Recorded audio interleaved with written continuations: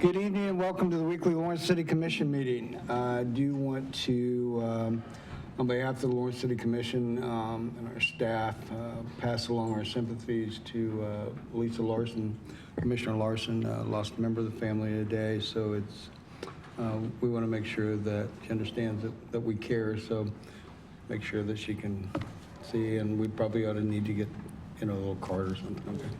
But anyway, we do want to pass along. So we have made a couple of changes to our agenda that I'll announce right off the bat. We are deferring the item that deals with the metal arch at Jazz in downtown. This is the appeal of the Historic Resources Commission's determination. We are deferring the site plan for the car wash at 900 914 Iowa.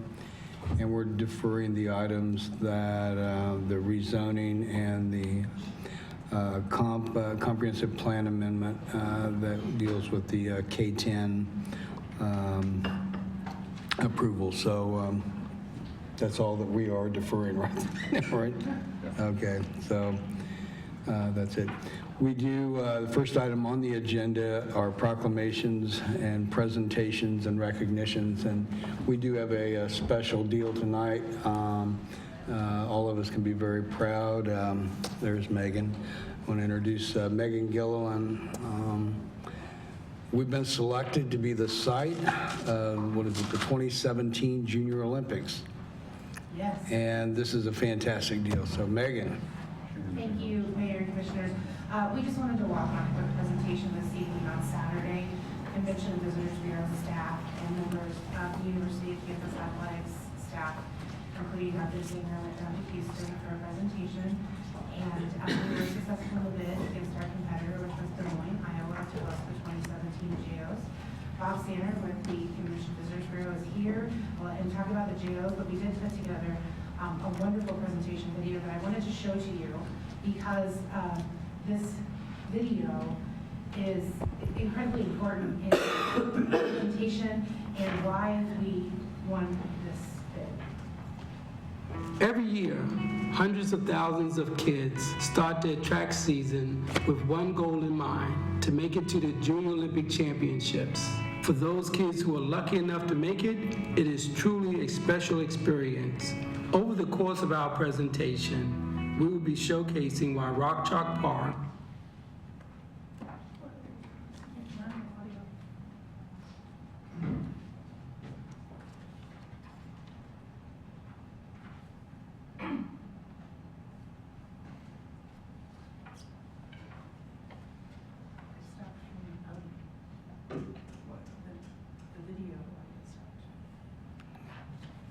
The video stopped.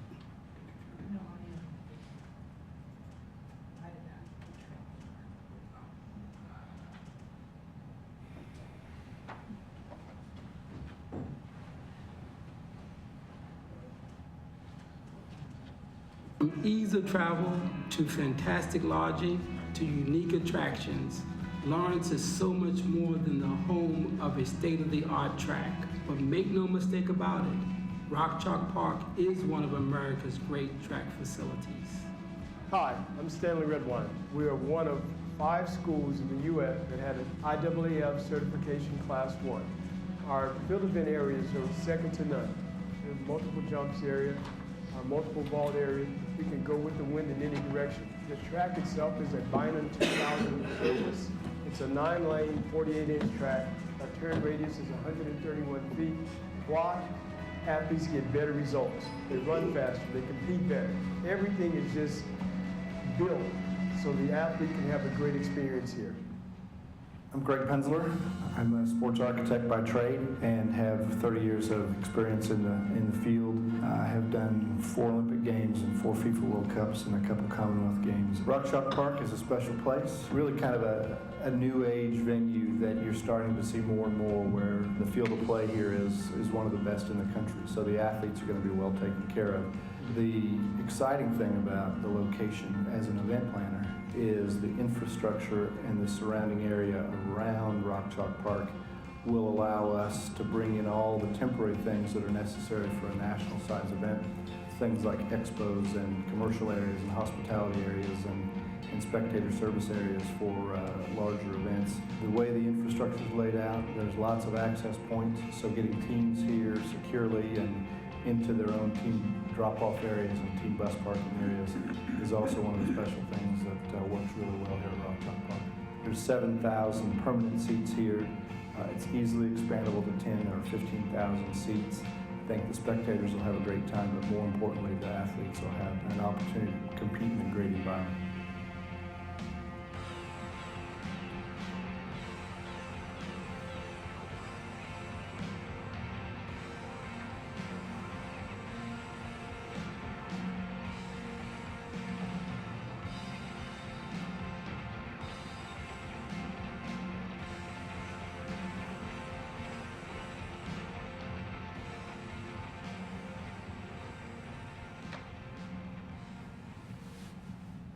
Lawrence, Kansas is a progressive city nestled between Topeka and Kansas City. If you're flying in for the Junior Olympics, KCI is a world-class international airport, served by 10 airlines with direct flights to 34 cities throughout the United States and 320 daily flights. Over 7,000 hotel rooms per day are available and committed to this event at various price points to fit your Junior Olympics budget. The University of Kansas has extended as a secondary housing option their newly constructed on-campus residence halls opened in 2015. Self and Oswald halls offer a variety of suites, laundry room, Wi-Fi, kitchen facilities, on-site common entertainment area on each floor, and multiple meeting rooms. They're conveniently located near the award-winning Mrs. E's dining facility. Dine as a team with seating for over 690 Junior Olympics athletes. Mrs. E's will set dining hours to accommodate the Junior Olympics schedule, and meal plans will be available for all teams. 70% of Mrs. E's menu is made from scratch with gluten-free and vegan options, so there is something for everyone. Lawrence is renowned for its wide variety of award-winning local food options, as well as all the national chains and fast food options you have. For the bravest, you can experience the world's tallest water slide at Schlitterbahn. If you prefer something more relaxing, try out Oceans of Fun's Caribbean Cooler's Gentle Rapids. Combine your water park experience at Oceans of Fun with the adjacent Worlds of Fun amusement park, with rides for everyone from thrill seekers to families. If animals are your thing, a visit to the Kansas City Zoo is a journey around the world that entertains, educates, and engages visitors of all ages. Or take your explorations underwater at the KC Aquarium. Come nose to nose with sharks and prepare for astonishingly close views of everything from humble starfish and seahorses to graceful rays.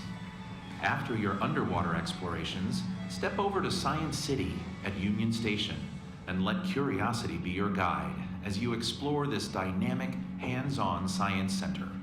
While expanding your mind, learn some history of sports with the Negro Leagues Museum, dedicated to preserving the rich history of African American baseball.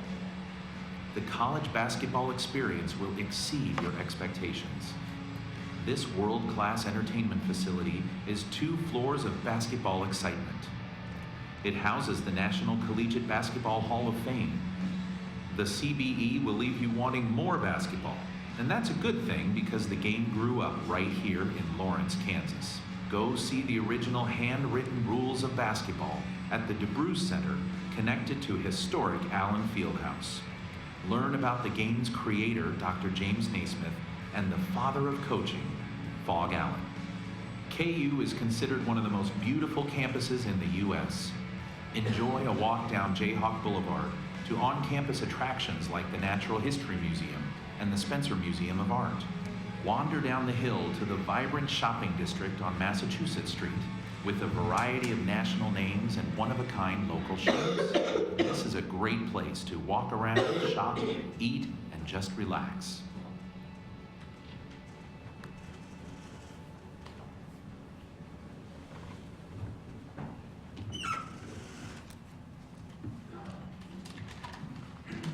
Good evening. I'm Bob Sander, and I'm a member of your Squirrel Works team. If you recall, back in October, I was in front of you making a request, trying to justify funding in order for us to go after this event, and you were gracious enough to approve the request, so we were able to go down to Houston, make the presentation, and come back with this event. The video that you saw, we needed to accomplish at least three things. Number one, explain what Rock Chalk Park is, what features it had, and how we were planning to build it out. So, and then the second component is, where is Lawrence? How do we get to Lawrence? And so we needed to explain that Kansas City, KCI was more than a viable option. And the reason we talked about the number of airlines, total number of direct flights, and daily incoming flights is that we were comparing ourselves to Des Moines. And Des Moines has half a many direct flights. They have like 75 total number of flights daily. So we wanted to promote our strengths and not really go after Des Moines. If you notice on the parking, Project Park, we're talking about 2,800 parking, and what's the cost of parking? Zero. Well, Des Moines bid, they were planning on to charge for parking. So again, it was our way of pointing out the differences between the Lawrence bid and Des Moines. And since this event is a solid week long, families treat this as a vacation. So it was critical that we talk about attractions and what there's to do in our area when they're not on the track competing. And from the very beginning, I clearly stated that Lawrence would be the venue for the event, and it would be in Northeast Kansas.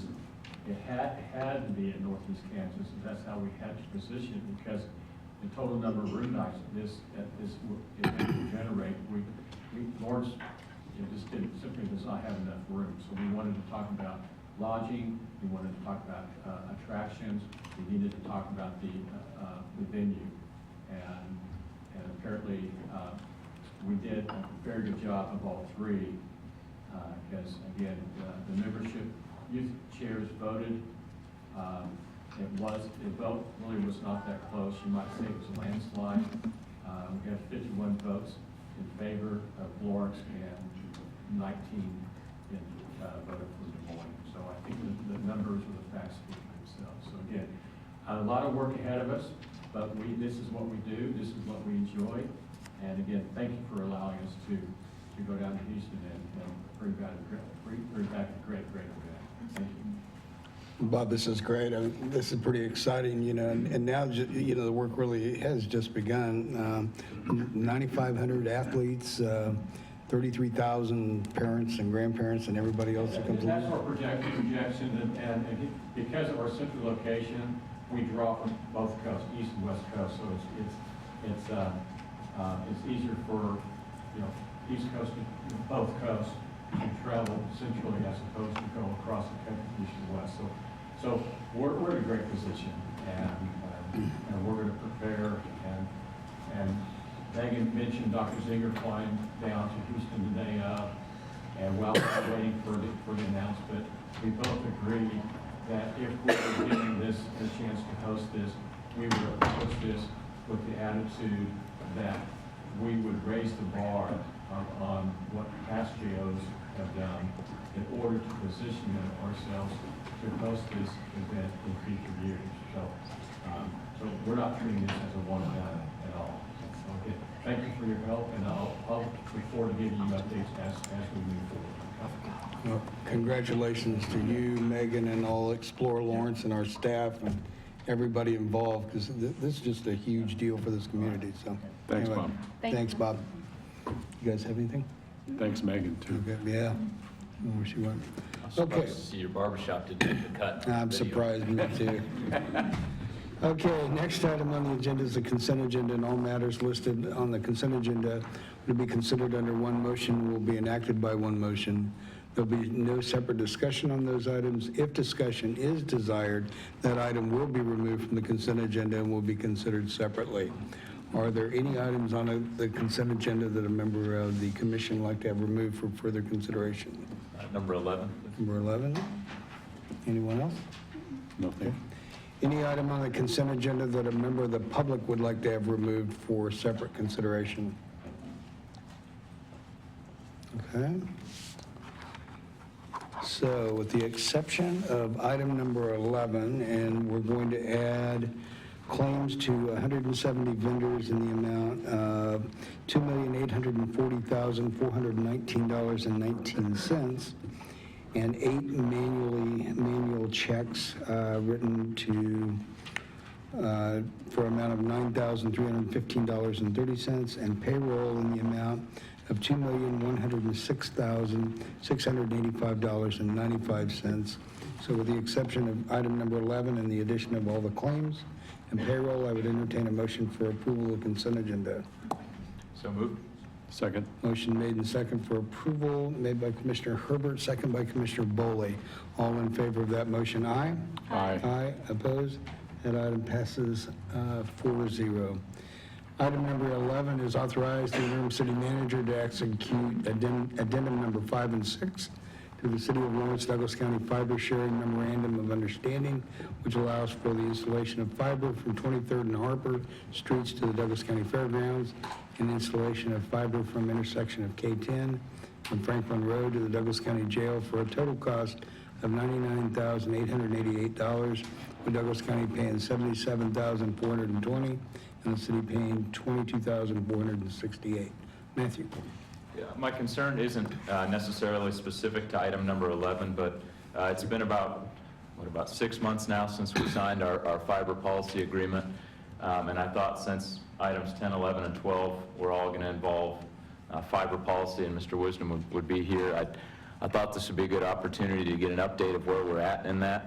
Specifically, I received some concerns regarding the installation of fiber from 6th and Castle to 6th and Wakarusa, that there was possibly some miscommunication or how the process was done in terms of RG Fiber having their fiber pulled, which is going to result in us having to tear up the sidewalk now to relay their fiber instead of doing it all at once. So if you could kind of update me on that and see where we're at, that'd be helpful. Okay. Was there any question about the Douglas County? No. Okay. Of course, the 6th Street fiber project was a bid that was bonded, and when we do these, they go through lots of plan reviews, a process, and this was something where if you're talking about trying to install the conduit, at that time that was something that hadn't been previously discussed or approved. So, I mean, we weren't to the point where we could just start putting things in the ground on that without some, approval in the process and agreements and things like that. So are we in a situation where effectively we're going to have to rip up a sidewalk to? Well, I'm not for sure exactly which, Brandon may have as much knowledge of this as I do, because we're... No, Commissioner, my understanding is that, the city contracted K&W to install 3 conduit, correct, Jim? Yeah, 3 conduit and some fiber. And RG wanted K&W to install 3 additional conduit. But that was not part of the plans that was presented to the city commission, and that was bid and all of that. It did not go through that process, so we asked K&W not to install the 3 conduit for RG fiber. It had also not gone through our permit right-of-way review process, so it wasn't part of those plans either. So my understanding is there should only be 3 conduit in the ground as a result of that project. There shouldn't be anything to pull out of the ground. Okay. We can check into that and provide more information if that's needed. I'm not for sure exactly which sidewalk we're talking about, but I mean, we also want to see things get done. This was one of those things where if you know, there hadn't been approval, I'm not against it. But, you know, part of it was the city paying for this part of it. And, I wasn't authorized to basically approve something that, you know, it wasn't my call anyway, but I'm just saying there's a process to go through and we just hadn't gone through the process. Okay. If it had been discussed during the bidding process or put in as an option saying, hey, I propose we do this and I'd like to do this at the same time, we had some kind of approval, it'd been great. But it was one of those things where we really didn't know what was happening until it was starting. And in terms of our timetable, are we where we thought we would be with this? Well, we have, the 6th Street Fiber project is installed. The only thing that's lacking, that's not done, which is out of our control, is it was ran to the USD 497 headquarters also, and there's a space inside their rack where they need to move some equipment, and that can't be spliced until they do that. And that's the only thing that's not done. Okay. The rest of it is done. They met the deadlines, and to my knowledge, you know, that fiber is leasable or usable. I guess I know that I'm answering your question, but I mean, that's the goal is, you know, they had till December 5th to finish that. They did. Okay. Thank you. Did that answer your question, Matt? Okay. Diane? We're just going to add, Commissioner, that, so at this point, we have agreements with 2 fairly new entities that were done here this summer since the fiber policy was passed. And our understanding is that both entities are actively involved in pursuing their projects in Lawrence.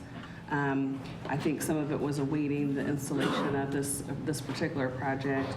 And additionally, they are talking with us, or at least one company is talking with us about perhaps expanding the agreement with the city and make it more of an agreement where they can have access to the right-of-way without having to come back to the commission for approvals and that kind of thing. So those are some things that we're visiting about, and we'll be bringing that forward if that's something that they wish to pursue, but that may have some mutual efficiency benefits on both of our sides. Yeah, that's really what the meat behind my question, so to speak, is I'm trying to get us to a place. Obviously, I want the fiber policy to actually take action sooner than later.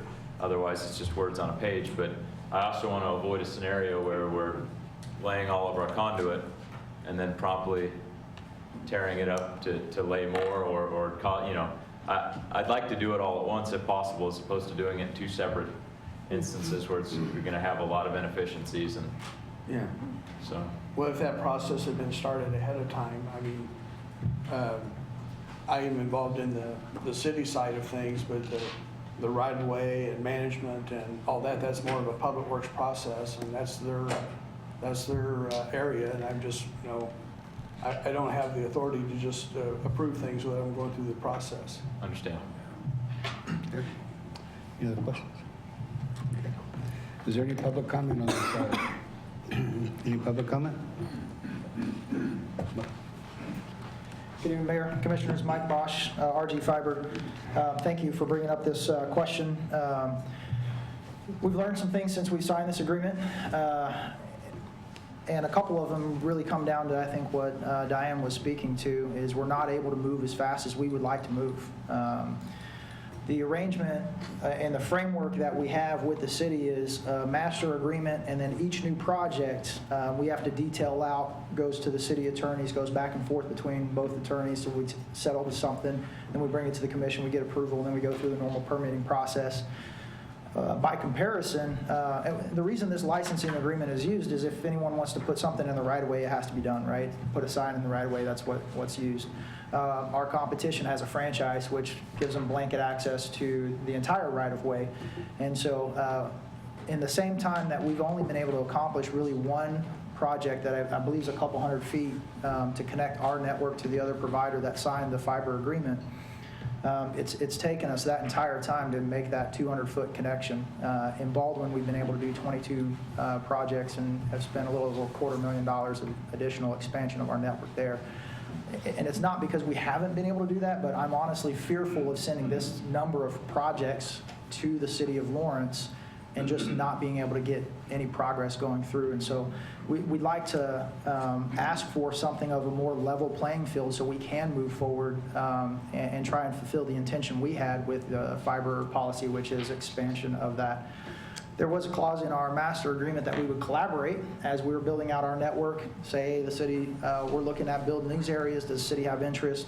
We did that as well. The city had said that they would look at doing this. The challenge really becomes the right-of-way is congested. It's already got utilities in it today.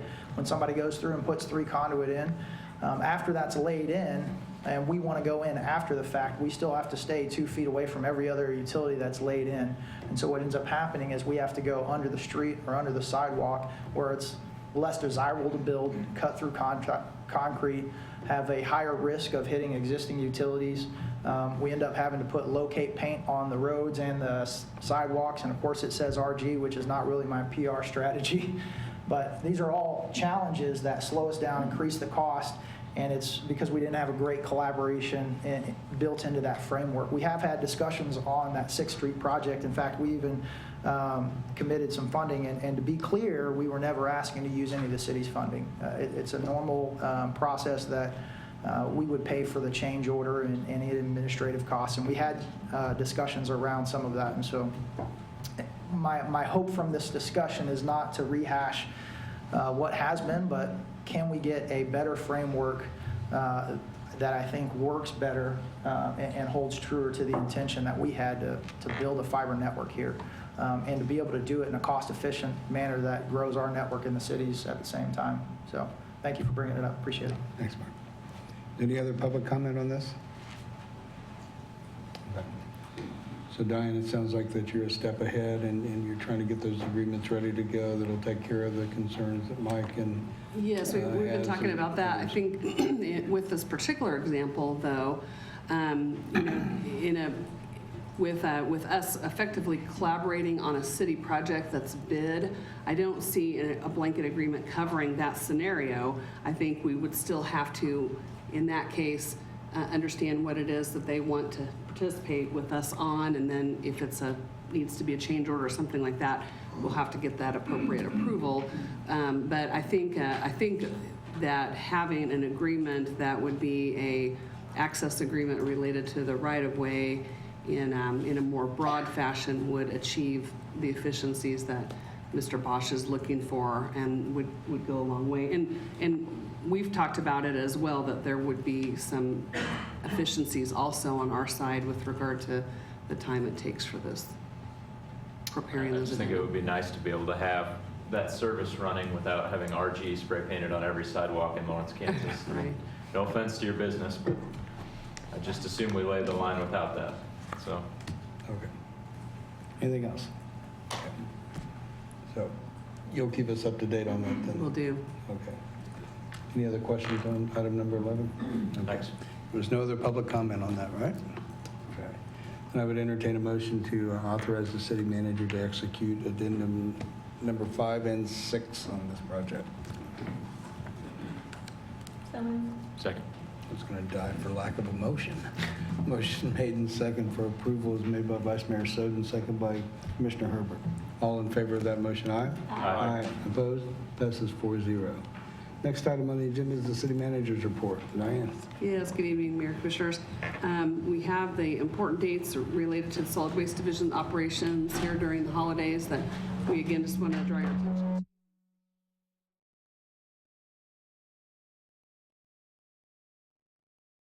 Have the November sales tax report and the October financial report, and I wanted to ask Brian Kidney to say a few words about the report. I think he's added some additional information in the report that he plans to have in reports going forward, and I think this is a very helpful tool to have on a regular basis. Brian? Thank you. Good evening. I'll make sure I speak into the mic, I guess. Sometimes I say things that come out weird, which it's because I'm an accountant. I'm going to go ahead and just pull up city website. And the mayor had asked that I present this a little bit more. As you know, since I came on board here, I was asked to do as much as possible for transparency, get as much information out. I know we get quite a few questions about, well, this is the amounts that you see in the budget, but the amounts you see in the CAFR are a little bit different. And so what we've done is we've decided to try to be as transparent as possible on our financial operations without throwing out too much information. Just we want to make it readable, not confusing to people. And so under Diane's leadership, she's asked me to go ahead and continue to do this. So we've been doing a little bit as we go because we want to make sure the information we're putting out there is right. So we're taking a little time to do this. But we did just recently add all the funds, our finances, all the funds, very complete, not just budgeted, but everything we have. And we've put them in hopefully a way that citizens can pick up and just kind of, with a little bit of effort, understand what's going on in those funds. So in the menu, we go to government, the wonderful world of finance here. And here I've put the reports under financial reporting. So I'm just going to pull up our monthly financial reports. And the last one we have available is October. And this first part, as I've shown this before, this is a cover sheet. Just a description, I kind of go over the major items. And then I show here that all the funds are included on this. So this memo is just a cover sheet. And if a person goes down, of course this discusses where we are in the budget and the big picture things, but you can say page 1 through 40 is showing all of our funds. It's categorized by our budgeted funds, our reserve funds, and then we have a lot of trust and agency funds that we hold for very specific reasons for other people that needs to be held back. And so those funds are all there also. And then I'm just going to just randomly, each fund will have just a little description about what that money's used for, any particular notes that we see that has come up during the month that might be of interest to somebody. And these have been out there for a week. I've gotten a few comments, some good guidance from Commissioner Boley. I've had a couple comments in there where maybe it wasn't as clear, and so he helped get it up. But so basically, we're showing the same period this year to date last year, showing a percentage of where we were that point as a percentage total year, our actual total for the year, budget, where we are this year to date, a projected budget, and this percentages of a projected budget, and then we have the budget for 2016 in there. So again, hopefully this adds value to people. I know literally there's been a couple people who've already called and said, hey, where do you pay for this out of? And we just email back and say, hey, look at page 24 on this report, and they're very thankful. And so hopefully it helps us because we do get questions that we can just point people to. And Ashley Longberg in my office, a senior accountant, these are actually her working documents. So it's basically we're taking our working documents and putting them up there. The second report that Diane referred to is our sales tax report. And this is a report that we've been doing for quite a while. I just wanted to show, again, a little something that we've added to it. First of all, just showing year to date, we're at 91% of where we want of our projected. 11 months for the year is 92%, so we're just right behind where we were, or where we are, where we wanted to be on our projected. We're still way over what our original budget was, or what our actual 2014 was. We're still expecting a 4% increase over that. We just thought we were hoping to get a 5% increase, and so that reflects that. But and then it shows our trends. You can see we started the year quite a bit higher. That's our holiday sales, because there's a 2-month delay between the sale and when we receive the sales tax. And then we've been roughly just over 4% is basically where we are at the end of the year. We're hoping to see this a little better. The weather's been nicer. Hopefully more people are out shopping. There's been I understand Santa was saved, and everyone was very happy about that, so I'm sure everyone stopped and bought a lot of stuff. And then this is our by industry type, but I get a question about a lot, and I know this is totally geeking out. stuff here. But I get a question a lot about where do the sales tax end up at? You know, we've got transfers going back and forth. So what I did here, this is for November. I'm pointing, no one can see that, but basically we had consumer purchases within city limits of $144 million. That was the taxable retail sales. And basically what I did is I just tracked down using the percentages into the actual dollars that we received. So first of all that money went to Kansas Department of Revenue. The state kept $9.4 million of it. The county had a portion of it. We get two main streams of our sales tax. One is the 1.55% that we receive. 1% goes into the general fund, and then you can see the other three funds that we have where the money goes. And then the other main stream of sales tax we get is our portion of the county sales tax, and then you can see where those streams of money goes. And then just here's the amount of money from that initial $144 million in sales that resulted in this amount here. And then roughly speaking, this is generally what the money's used for in this fiscal year. Interestingly, so the city sales tax, the 1.55, those funds are basically by the resolution from the vote from that 0.55%. So that's done by statute. Those dollars go in there. The county section here, the way these are go through are based on the budget process. And so it's a little bit more difficult to say, well, exactly this dollar went in, because sometimes we say the first X amount of money goes into this fund and then the rest of it. So I just wanted to point those two out.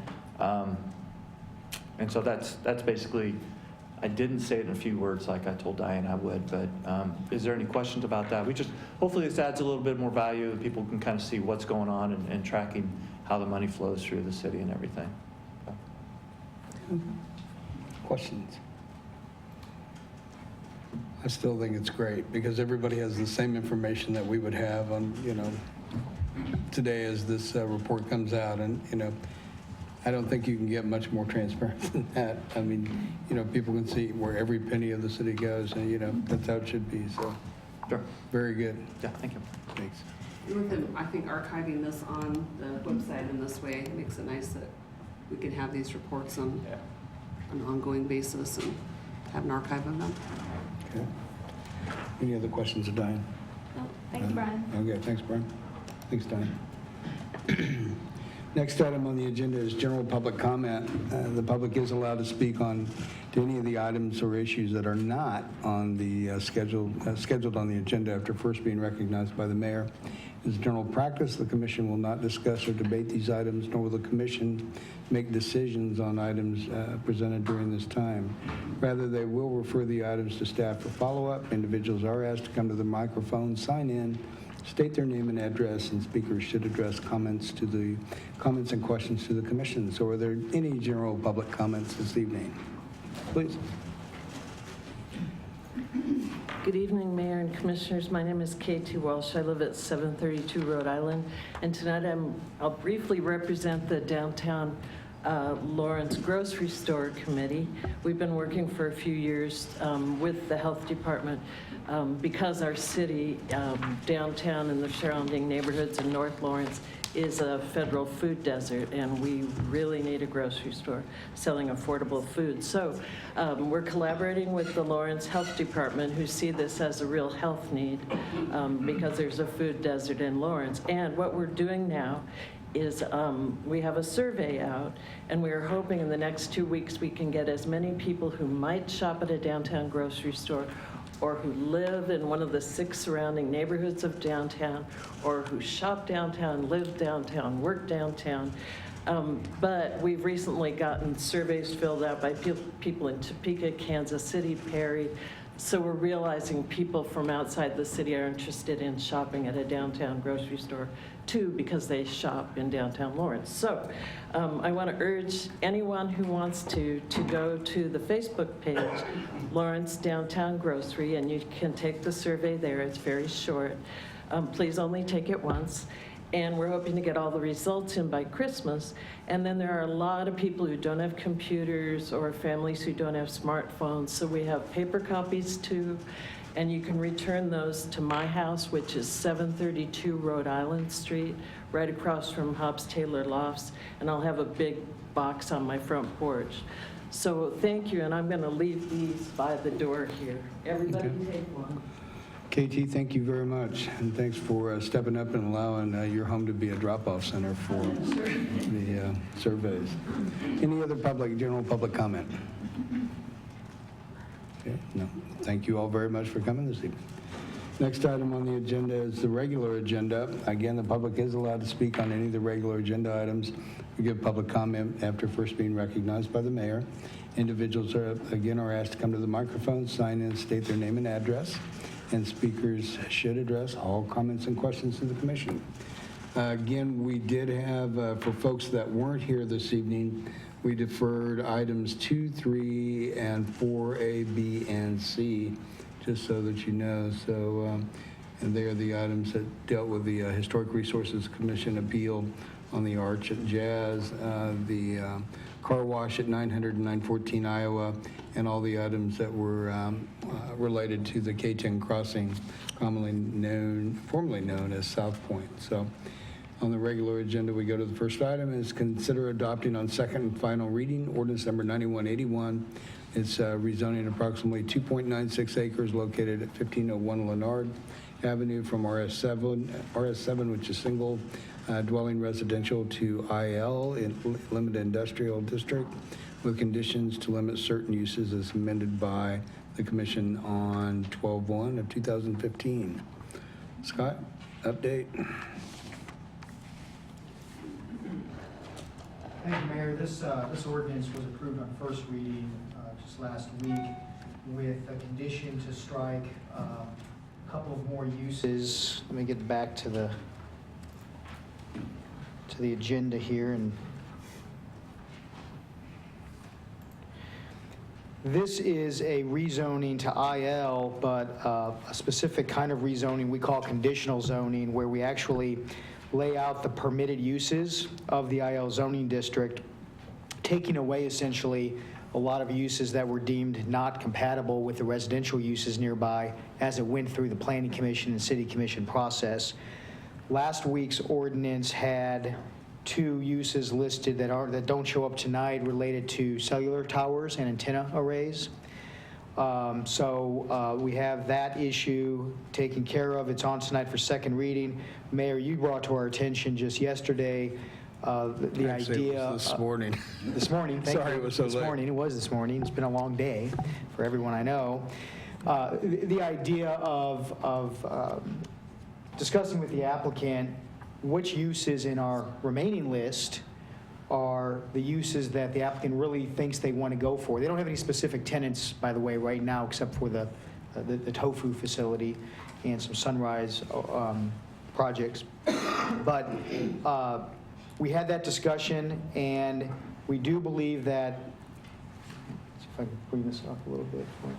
The Social Service Agency and the so item II here, 2 and 4, essentially, the Administrative and Professional Office are 2 uses that we know there's no current desire for. So those are uses that if are stricken from this ordinance, if they came back in the future, the applicant would have to go back through the zoning process, through the Planning Commission and City Commission, to get them back on the list of permitted uses. All of the other uses, the crop ag, the healthcare office, some of the retail sales, personal improvement, the fast order food, this is not a drive-through fast order food, that's just a 3,000 square foot maximum, a sit-down restaurant. I think there's been some desire for coffee house in the neighborhood, that sort of thing. The limited manufacturing and production, of course, is the tofu facility. The storage and distribution is the seed company.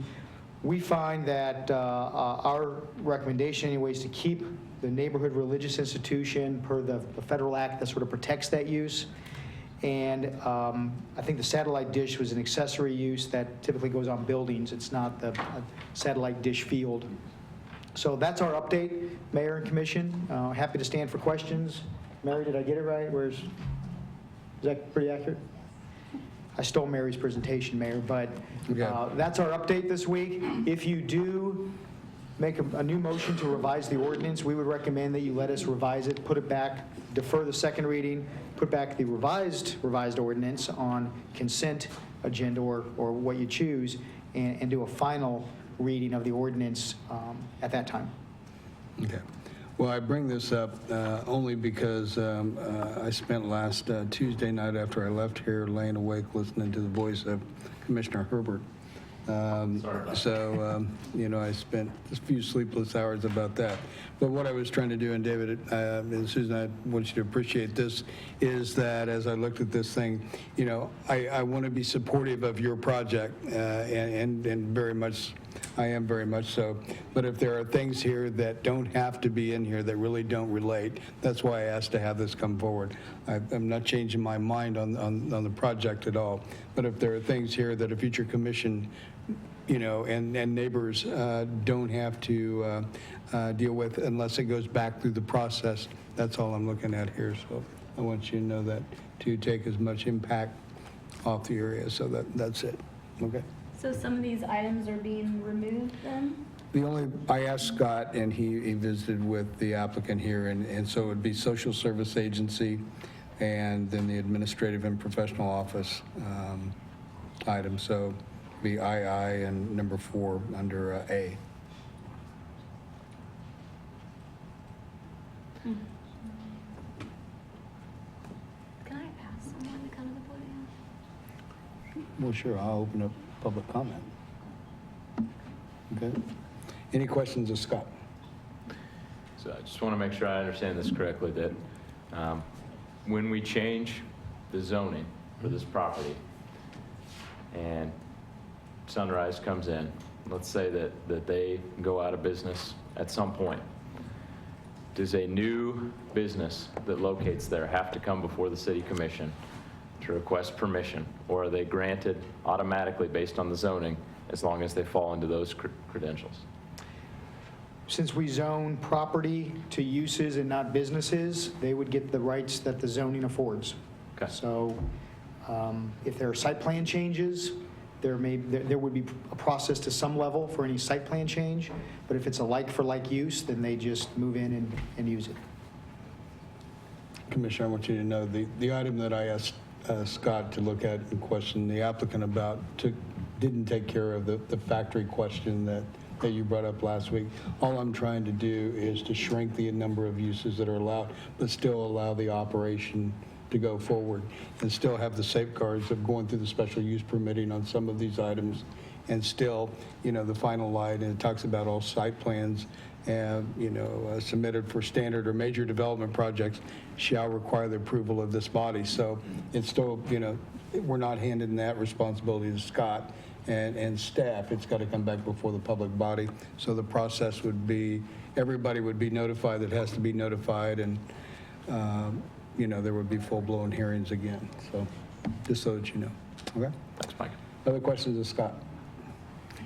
You asked, you said that you had somebody that you would like to have come forward. Okay, sure. We're going to open this up for some public comment, and go right ahead. Emily Hampton. Yeah. Come to the microphone. Come on down. Hey. Thank you. Good evening. If we could have your name, please. I'm Emily Hampton, so I'm Executive Director of Sunrise Project, the nonprofit arm of Thanks. this. Yeah. So what she just stated as her title made me a little concerned about removing social service agency, because I know that you were Yeah. involved with Healthy Sprouts. I think that was the name of it. And so Yeah. is that really a use that needs to be stricken for one thing? Right, that's what that's a question I have, I guess, for planning is, we're a nonprofit, we'll have educational classes on site, we will have our offices on site, we hope. So I don't know if striking those would make it so that we couldn't do those things, Right. or, I'm not sure. Yeah, That's that's my question. the question I have, yeah. Thank you, Emily.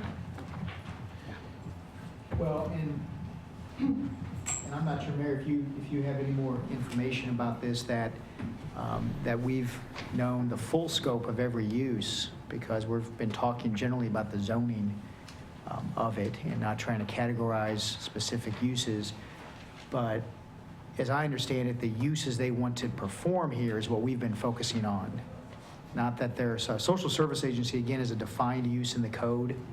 It's usually a use that provides services to the public, certain segment of the public, and so it's defined that way. I think our understanding of what they want to do on the property wouldn't qualify as a social service agency like you think of other social service agencies. Being a not-for-profit ownership of a business doesn't make you a social service agency. What they do makes it a social service agency or another type of use listed here. What about the administrative professional? If you had a nonprofit agency that may or may not be a social service agency? Well, I think this discussion goes to the point of it does start limiting the uses there that could be there, that, again, through our process, we felt like they were, mostly in all interior kind of uses. They pull a little traffic in. But it could be that a social service agency needs an office suite, like you just stated, that we would classify as administrative office, where they perform some function that does administrative office functions, and that they at that point, if that use came to this property, they would need to go through the zoning process to get it looked at anyway. I don't know if I'm comfortable with that. And I think, Mike, I understand what you're doing, and I truly do appreciate it. But the only concerns that I think have been raised don't have anything to do with the social service piece or the healthcare office. I don't think anyone's concerned about a small walk-in clinic being in their neighborhood. It's and I'm sorry, I'm having trouble seeing it from here, but I think it's item number 8 up there, the limited manufacturing and production. Ultimately, it seems like all of the parts of that zoning that aren't very intrusive into a neighborhood all have really heavy restriction, not to exceed 3,000 square feet. And the one people are worried about doesn't have such a restriction on it, the limited manufacturing and production. And so I'm not sure that, removing pieces like social service agency, healthcare, I'm not sure that does us really any good towards identifying what some people have identified as a problem. And the other side of that, Matt, is that I look at the requirement of the special use permit as being the heaviest kind of hand we can put on anything. So, that's where I think that I'm coming from there. So, I think the same, and I understand what you're saying. I'm just trying to make it so that if there's something that, heaven forbid, I don't know what it would be, we wouldn't want that we have the ability to at least control it. And I see through special use permitting, we have that hand to be able to take care of it. On some of the other things, I don't see where we have anything other than it's allowed by right. So that's my concern. But if it's something that we don't want to stop anybody from being there, that is an important part of this process. And I don't want to get down to deciding things by definition on whether or not it is or it is not a social service agency, because I wouldn't know. Yeah, I would just argue that maybe we are. It could fit into that, so I'd hate to limit. I would just request that maybe we keep that in so we don't limit. And I don't think we've concluded one way or the other. We haven't done that kind of depth of exercise. So the impact of this exercise of looking at the uses here might be that we're taking away something that's part of the project that's not harmful to the neighborhood. Well, before we get down to rewriting the ordinance, it probably looks fine. Yeah. But anyway, just thinking out loud. Thank you, Emily. Can we renumber that satellite dish to 11 from 13? Yes, sir. That'd be nice. Very good. Okay. Is there any other public comment on this item? Yes, ma'am. Hi, my name is Kelly Jones, and I own the property that actually share a driveway with the former Sunrise Garden property. And I've watched this closely. And of all the things that I thought I would stand in front of the city council and say, I will definitely assure you that I did not think I would find myself in the position of saying, please rezone my neighbors from residential to light industrial so that we can make tofu there. That is something that only people in Lawrence, Kansas say, but here I am. So thank you very much. I really have come to this place where I agree with the idea, the general idea of what they want to do, and I'm looking forward to them being our neighbors if you all approve. But the other thing that I happen to be a social worker, 20 years of practice in social work, and I know what social services are. I could define them for them quite well. In fact, I work at KU. I don't represent KU, but really, I understand social work, and they're doing social work, so you would need to include that. It's certainly a social service agency, and we would like that to be available in our neighborhood as we serve low income. Please don't cut that. Yep. Otherwise, that's it. Thank you very much for your Before discussion everybody tonight. comes out, well, I pull this back. Yeah, pull it back. I don't need this fight. Thank you. Hi there, I'm Erin Besson, and I live in the Barker neighborhood as well with my family. We're on the 1500 block of New Hampshire, not as close as Kelly or Becky, but only 2.5 streets away. And we're very supportive, giving teens, and especially the middle schoolers that are right there at Central, who come through our neighborhood straight after school and kind of terrorize in a middle school kind of way, something proactive to do in their neighborhood and engage would be excellent. I don't see a downside at all. And I think, I agree with you, Mayor, the special use permit requirement, in my opinion, limits what could happen if the tofu factory does shut down, and it's not scary to us at all. Thank you. Thank you. David.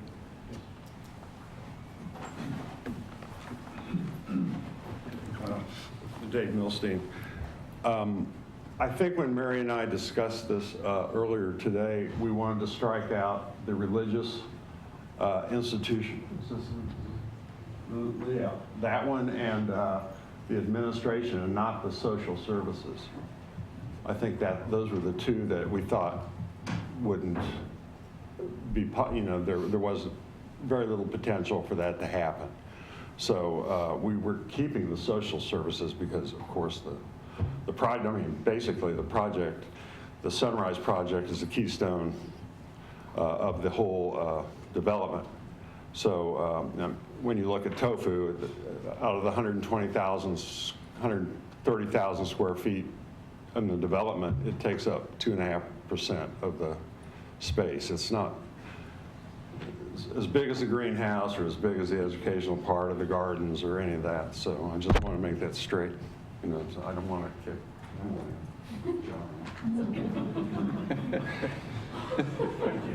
Thanks, David. Other comment? Yes, ma'am. Hi, my name's Becky Maletsky, and I live at 1524 Barker. So I have a property that is adjacent. My backyard is adjacent to the property. And I just wanted to come and speak in support. I've attended several neighborhood meetings, or I guess one neighborhood meeting, and monitored our neighborhood discussions about this. I feel that our neighborhood has a great deal of them are highly supportive and vocal. I feel comfortable speaking for my immediate neighbors who are adjacent to the property. I've spoken to them all in preparation for being here tonight, and they haven't expressed any concerns with this. I give my applause to the planning committee because I feel like they have nailed down these things. I think there's special use permit there that protects me as a neighbor. I can come back here and say hell no if I don't like what's happening later. So I applaud you guys. I really think it has been a thoughtful process. I'm here tonight not because I feel like you needed another voice, but because I feel like a lot of people have given big ears to just a few voices in our neighborhood. So I feel Barker has been slightly misrepresented by people who were here and saying we were against it. So I want you to hear that I believe, at the very least, the adjacent neighbors are on board here. And I don't have to list the reasons. I feel like you know them. I just want to let you know that there is a lot of support, and we do feel comfortable with what's happening here. So I highly encourage you to let these people move forward with this really great process. As a neighbor, I'm ready to see the weeds gone and see some action happening again. So I urge you to approve. Thank you. Becky, I appreciate you coming down tonight and saying that, and when you come forward, heck no, it'll be fine, but... I apologize. No, that's fine. No, there is one thing, as commissioner, as mayor, we take very serious everybody's voice in the matter, and everybody has the opportunity to come before, the microphone and speak their piece and for or against. And, we'll wait it out to the very end. So we just want to make sure that everybody has that opportunity. And every once in a while, there's, one voice that, at the very end, sometimes it makes some sense. and, make a lot of sense because it's pretty compassionate. So anyway, I appreciate those comments. So, but heck no will work. Other public comment? Yeah, sure. You both tied, so.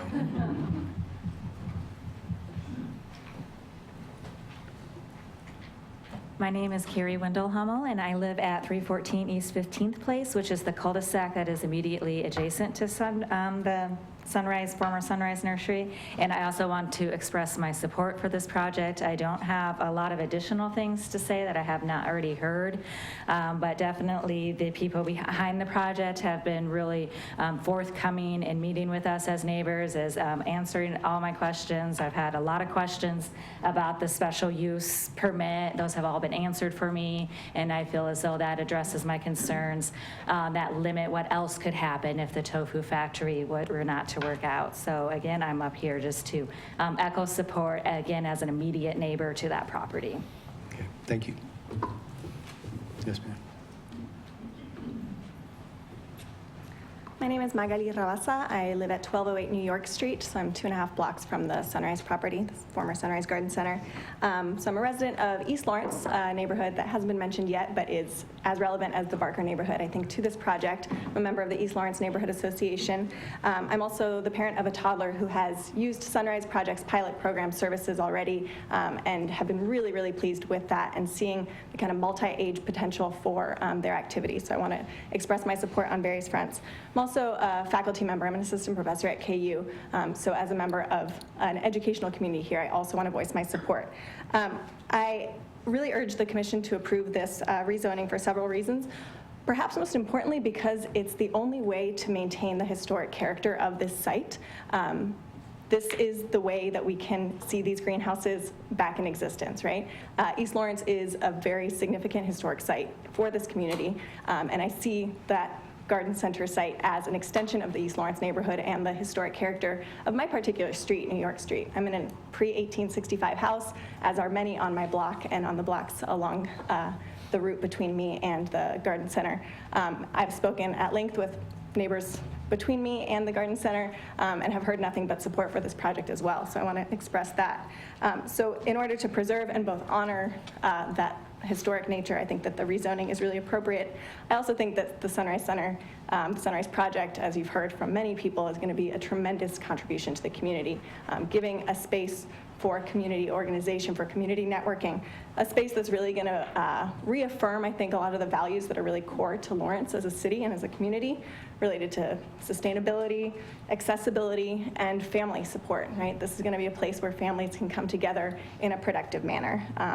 So failure to approve this rezoning, I think, will have a really negative impact on the historic character of the area. And so, again, I just want to really voice my support both for the programming of the Sunrise Project, but also for what this rezoning means in terms of preserving that historic character. So thank you, and I urge you to support this rezoning. Thank you. Okay. Any other comments? Yes, ma'am. Hello, everybody. My name is Katie Winter, and just another quick person in support of this project. I was born and raised in Lawrence, have a lot of fond memories of going to Pence's and Sunrise, and then actually as a teenager, my first job was at the Sunrise Garden Center. And after being away for about 14 years, I've moved back to Lawrence and right in the Barker neighborhood in 15th and New Hampshire. And I'm very excited about this project. And as I was looking at the property and over the last year and seeing it vacant, it was clear that it was going to take a real collaborative effort from a lot of people in the community. And so I think the creative thinking from this group that we have here, and then the support that we have that everybody from the city has been great. And so I look forward to living back in Lawrence again and hopefully seeing this go through. Thanks, Katie. Welcome home. Any other public comment?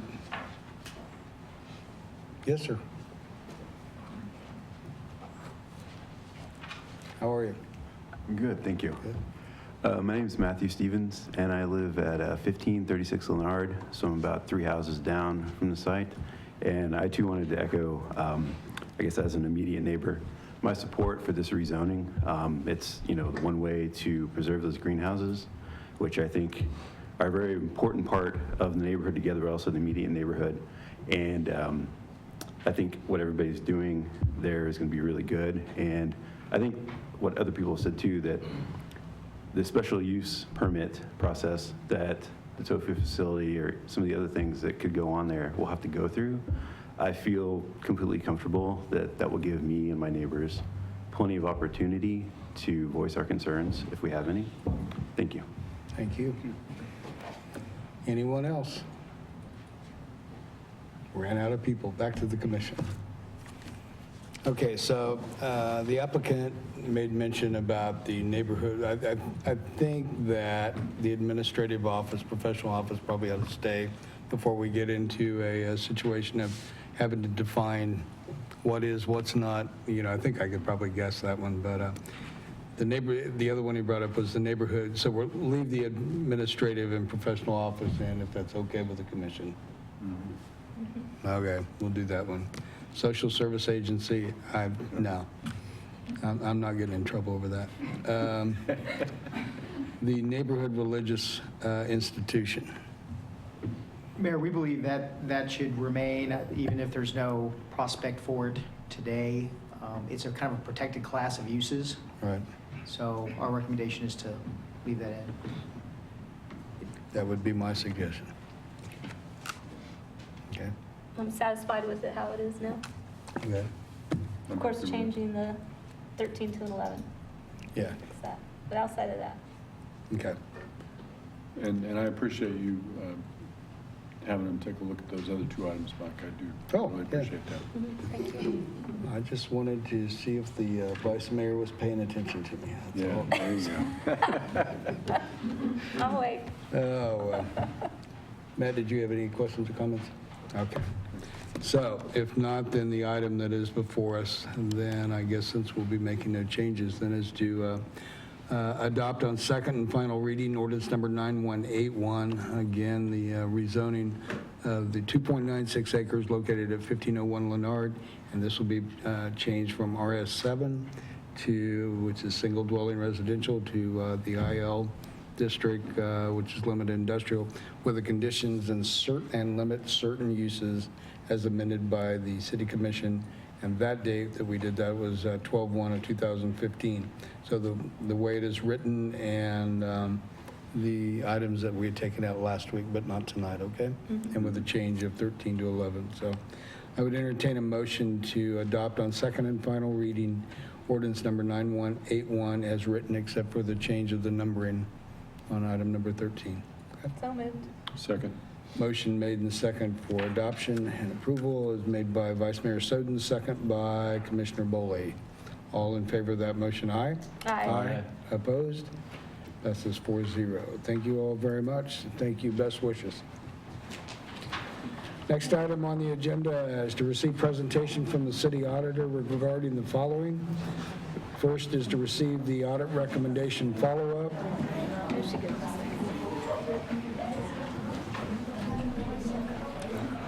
Second, the performance audit work plan. And third, to receive the performance audit for the Lawrence Community Shelter. Is it all right if I take them out of order? Hold on just a second. I'm sorry, what now? Is it all right if I begin with the shelter project? Sure, that'd be great.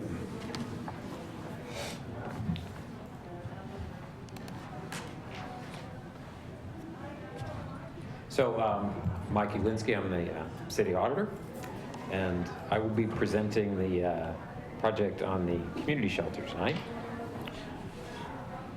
First, I wanted to begin with a little bit of background on the shelter. The shelter is a nonprofit organization governed by a board. It's independent of the city, and they provide both shelter and programs and services for up to about 125 guests in most conditions. And revenue and expenditures of about $1 million. This slide shows you their mission statement. I think it's a pretty good sort of summary of what the organization is about. I'm not going to read it, but I'll let you take a quick look at that. The city provides quite a lot of support for the shelter. This table shows the 5 main agreements that we have that are in place right now, providing funding. The two of those are a federal community development block grant, and one is a state grant. The table doesn't show it, but there's sort of a little footnote there that we've also provided the emergency funding that you're familiar with. There's couple other ways we provide some support for the shelter. One is that a couple of years ago, we helped them out with a loan. The shelter is paying that loan off. It works out to monthly payments of, is that $1,800 a month? And there is a small amount of money that is provided through the downtown donation meters. So what really generated this project is back in May, the shelter sent a letter to both the city and the county, I believe, with a kind of analysis of where they felt they stood in their financial situation and noting that they were going to need more money or they're going to have to reduce services. And in July, they came before both the city commission and the county commission and sort of formally made that request. Both governing bodies provided some additional funding to help them out. The city commission also directed me to do a project looking at kind of the financial sustainability and the financial situation that shelter was in. These bullet points are trying to describe kind of how I was designing the project. So it was really about trying to develop a better understanding of the financial environment that the commission was in, or the community shelter was in, as well as to provide information that would help us understand the sustainability, sort of beyond just this year, but kind of big picture sustainability. So I have one thing here that, to me, this is the first thing I looked at, and I think if there's kind of two takeaways, this is one of them. This shows you the expenses from their financial audit going over the last 6 years, and you'll see that after 2012, the expenses are sort of quite a bit higher. 2012, the end of 2012 is when the shelter moved to their new location. Prior to 2012, they were downtown, and afterwards they moved out to location on East 25th Street. So that was really a big change, that increase in expenses. When they moved to the new shelter, they increased the number of people they could serve, and they went from a capacity, a kind of normal capacity of 75 to a normal capacity of 125. So I looked at the expense per, I call it unit, but it's sort of per space. And comparing the old facility to the new facility, the expenses per space were actually just a little bit lower. That's probably kind of, that's noteworthy, I think, that when they went out there, the expenses while they did really increase, they didn't increase so much because they're spending more to provide the services as they're providing services to a larger group. Took a look at kind of the line items to see where that growth happened, and it's really, these are the items that make up the bulk of the increase related to the movement, or to the move to the new shelter. And you'll see that first is all basically compensating the employees, so they increased that quite a bit. Utilities and repairs and maintenance are basically costs related to operating a large new facility. And then the workers' compensation insurance also increased. My understanding is that's related to some workers' compensation experiences out there. When I looked at the expenses, I looked at what the extent to which those were flexible or inflexible. And by flexible, what I mean are things that could be sort of quickly and easily changed without really making a big change in the level of service provided. And when I did that analysis, basically most of their expenses really aren't flexible. They can't easily cut back. They can't do something like, well, let's just close on Thursday and that'll save us, a seventh of our budget or something. So there's not a lot of flexibility, and that can make things difficult to manage when there are financial changes. I told you earlier, there was one item that increase in expenses. This is probably the second item that I think is important to note, and that is that government grants make up about 30% of their revenue right now. That means sort of two things I think that are significant. One is most of their revenue is not government grants.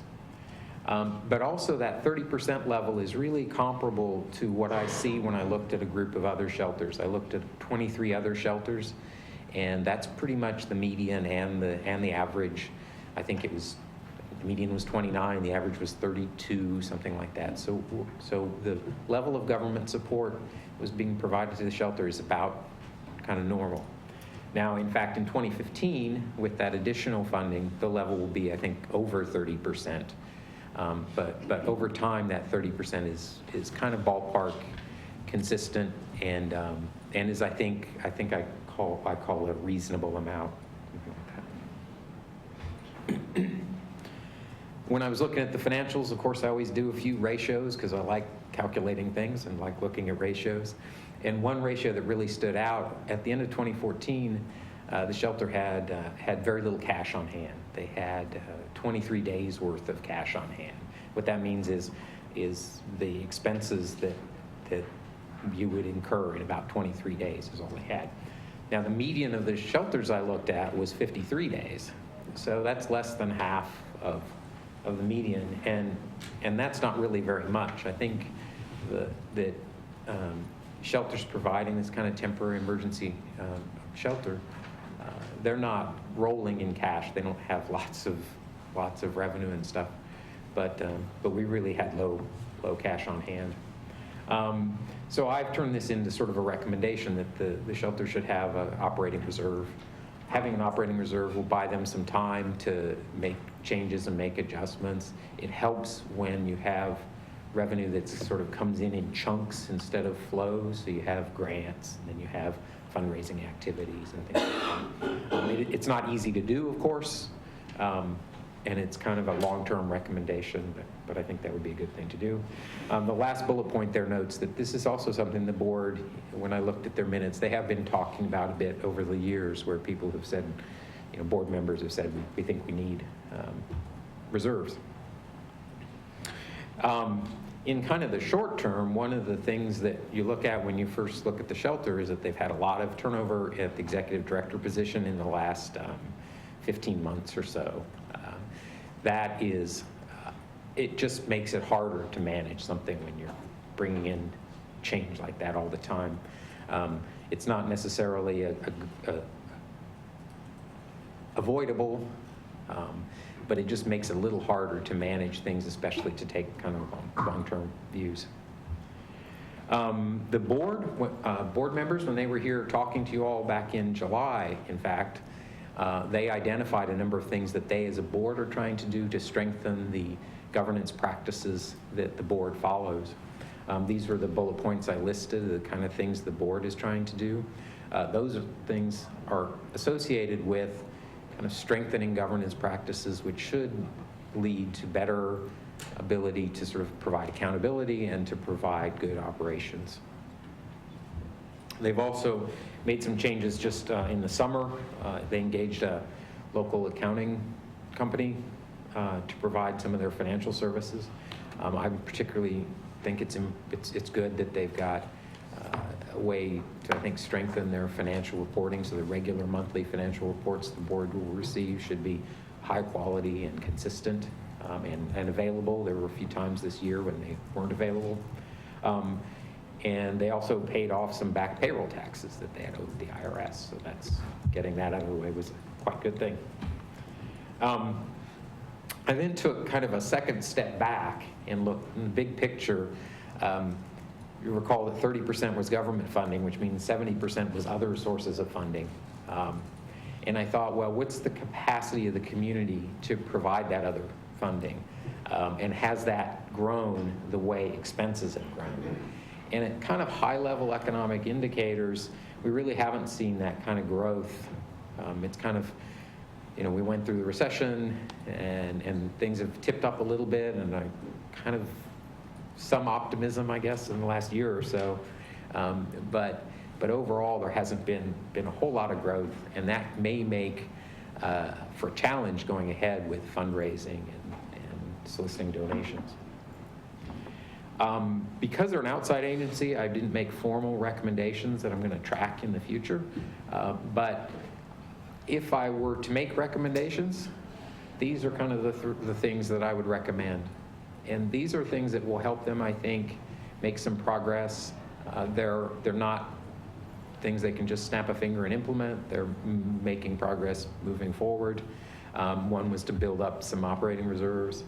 One was to, as they look for ways to reduce expenses, just make sure that they're not cutting expenses in the short term and causing more problems in the long term.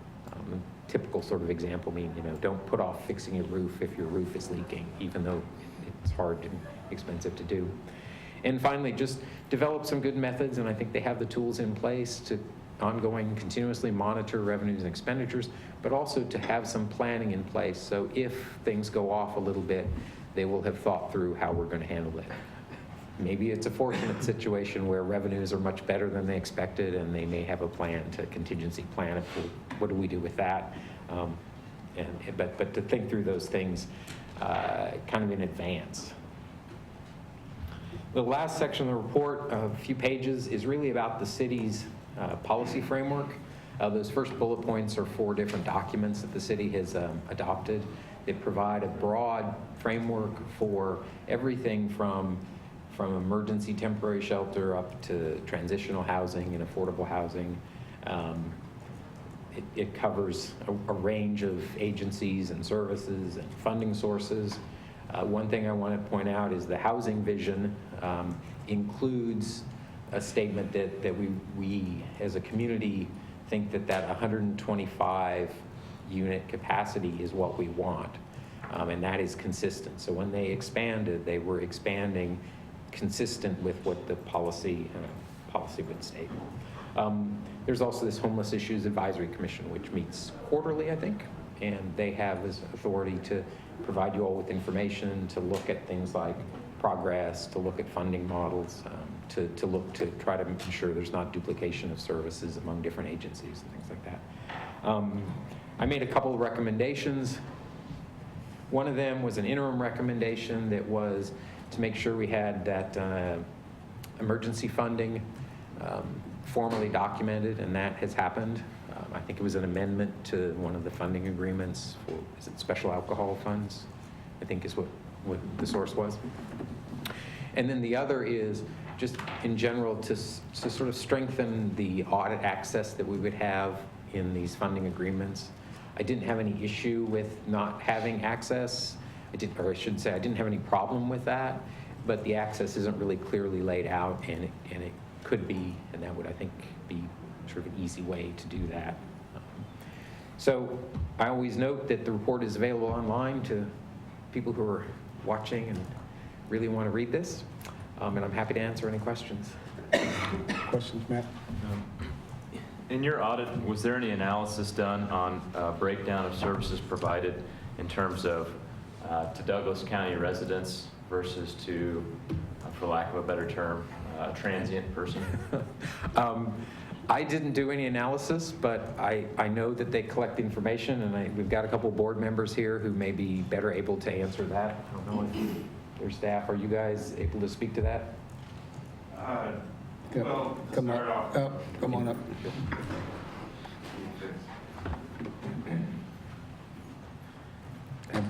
We could have your name too. Yeah, please. John Taha, board member for the Lawrence Community Shelter. I guess my first response to that would be, I'm sure you understand the irony in asking where someone without a home calls home. Right. The second being that because our service is unique in the sense that every other service, for all intents and purposes, can disallow someone or lock their doors to someone. Ours does not. That is not to say that once someone is in, that we don't do research in terms of where that person is located, what their history is, et cetera, et cetera. Not only does that provide us the information that you're asking for, but also helps us better serve our clients. So if you were to ask our clients on a nightly basis, 100% of them are from Douglas County, because that is what they understand that they need to say when they come to the door. But the percentage, contrary to popular belief, is actually what we found quite high. And it's generally between 85 and 90%. Well, let me explain the reasoning behind my question, which actually leads into a follow-up question. I mean, I get the irony that, where do you live? Well, I'm homeless. But I think where my question is going with that was to follow-up question and to ask, I know there's a lot of neighboring communities that surround Lawrence that don't offer certainly the level of service that we offer, if any service at all. And so where I was going with that is, at the current time, are we receiving any revenue at all from neighboring communities for essentially providing a service for them? No. And that, obviously, we've explored that avenue and are still continuing to explore it. Okay. Okay. Other questions? I guess I'd like to ask Michael to speak a little bit more Thanks, John. about the conversation or the recorded minutes and the reserves question. To talk a little bit about, this problem that they have 23 days worth of cash and that they've been aware of it for some time. Yeah, so it's pretty common for nonprofit agencies, especially sort of social service agencies like this, that they need to have a kind of operating reserve because they get chunky revenue. Revenue will come in when they do a fundraiser or when they do a grant. But it's also difficult to raise revenue for that because people rarely say, I want to donate to go into a reserve fund. People like to donate to provide direct services. The board, when I looked at the minutes, sort of over time, you'll see once or twice a year, someone will say in the minutes that, we need to work on, we really need to get a reserve, 3 months or 2 months, or a sort of benchmark I saw somewhere in some of the nonprofit literature is aiming to 3 to 6 months of expenses, which if you think about that, that's up to $500,000. That's a lot of money to have, and it's a lot of work. The value of it is that it can smooth out some sort of cash flow issues. It can help you address any unexpected problems in it where you can, if the roof is leaking, you can get the roof fixed immediately, and then rebuild the reserve fund. And as you point out, the peer agencies are much closer to the 3 months with the 53 days. I mean, they're not at 3 months, but they're closer, 53 to 23. Yeah, when I looked at the days cash on hand at the end of the last year, there were more. The average was about 53. We were a little bit of an outlier. There were 1 or 2 down by us, but most were in better shape. And the reason I say that is because that has an impact on the difficulty the shelter found themselves in when they came to us to ask for emergency funds. I think that's fair to say. Yeah. Michael, on your one of your slides, you referenced the amount that is being charged in utilities. Does the city of Lawrence currently charge the homeless shelter for water utility? I believe we do. Do we have any idea of where that's at in terms of your budget, what you're paying annually for that? I don't have that. We can get that. Yeah, get it to you tonight. It's not meaningful to our. Could we have you up to the microphone, sir? I need your name. John Magnuson, board member for the shelter. The water, sewage, trash isn't the meaningful portion of our utility expense. It's, energy expense is much larger, so it's not something we've really looked at as a place to save a tremendous amount of money. If I may, when we look at our budget situation for 16 and beyond, the board recognizes it would be great to have a reserve. frankly, it's going to be very challenging for us to build up a meaningful reserve over the next 12 months. It's going to be a 2-3 year project to get there. We haven't finalized our budget for next year, but on the expense side, we're currently projected to come in significantly below where we've been the last couple of years, primarily savings in some staffing expenses. That said, we've also projected being a little light on some of the ongoing maintenance expenses. We don't have anything in that budget for an expense that might come up if the furnace goes out or something like that. So we've kind of projected at this point a rosy scenario for next year with regard to the maintenance expenses, and we've also cut our staffing expenses. Even with that, we currently anticipate a slight deficit for next year, and we're evaluating ways to get that fixed. But at this point, the board's view is step one, address the structural deficit, so we're not spending more than we're bringing in. And step two is that reserve fund, and it's going to take time. It's going to take more than a year to get to where we want to be. Question. Is there a certain number of people that you can care for inside the limits of the monies that you have right now? Or is it about numbers served, or is it just the other fixed costs? And I don't know. There is some marginal expense associated with the number served, and that comes in the Because form. one of the things that we got into was raising the number, obviously when we moved to the new shelter, and then we raised the number at the winter months and, temperature getting, we did that a couple of years ago, we raised that up. So I'm just wondering how much of an increase on the number of people served, can we continue to afford to do that, or are we going to see deficits continue to mount up? Yeah, so it's a bit of a complicated question. So on the margins, there really isn't much, right? The staffing that we have to serve them, if we have 10 or 15 more people, we're not gonna increase our staff. If we remove 10 or 15 people, we're not gonna be able to remove staff. I mean, it really comes down to more of a coverage area question, right? I mean, if we have to have night monitors to monitor a room, whether there's 12 people in that room or 14 people in that room, you still got to have somebody there to monitor it. So I'd say in the near term, the answer to your question is there's really not much flexibility without some drastic changes, cutting it in half so we can sort of shut off a whole area or something like that. In the long term, of course, we feel like we're kind of nearing the upper end of what our staff can handle in terms of cases per worker. And so if we're going up 30-40% on an ongoing basis, we would have to increase staff. But at the margin, no, there's not really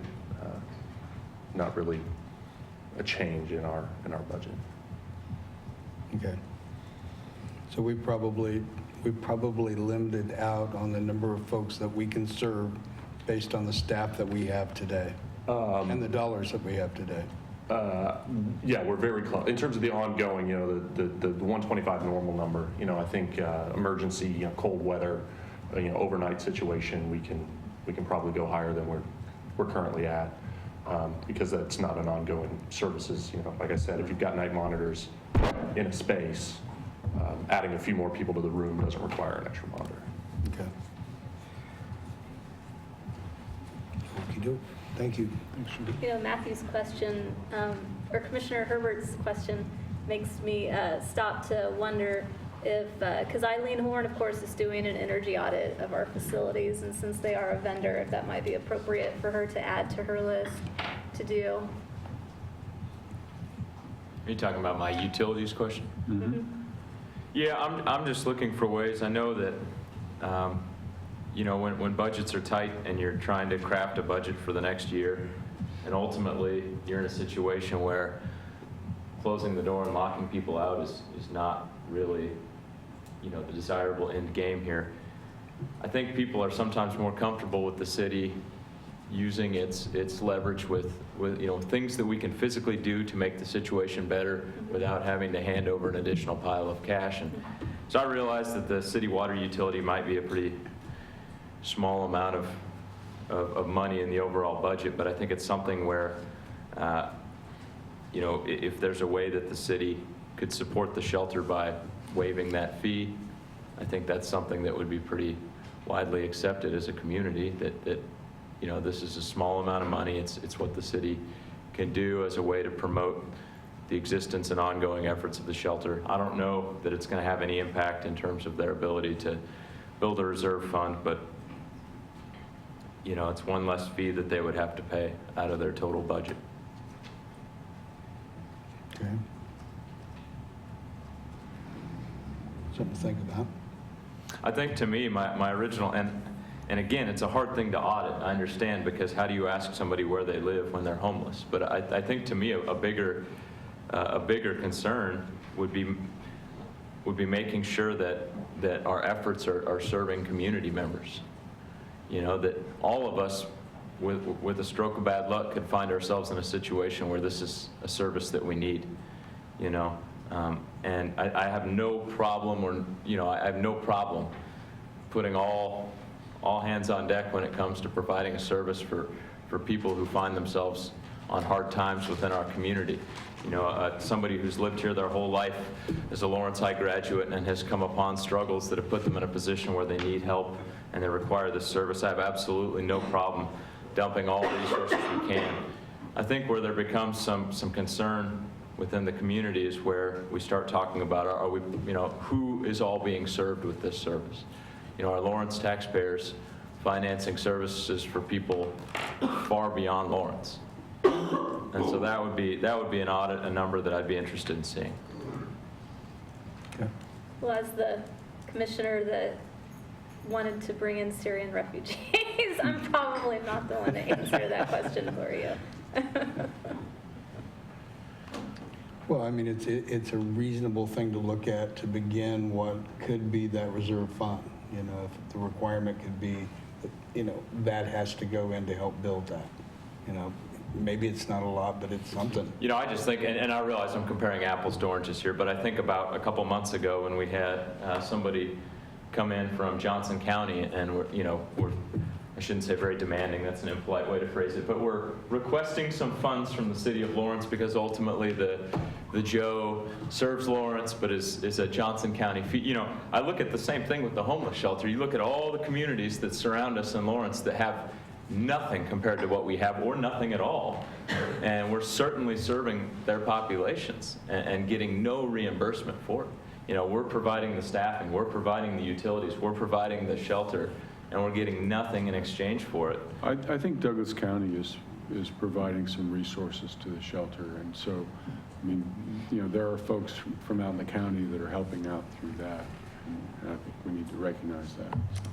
So I think it's possible that some of the other cities in the county and maybe a little bit beyond could. And I think that you guys have been, you know, John have been having those discussions, and I appreciate you doing that. So.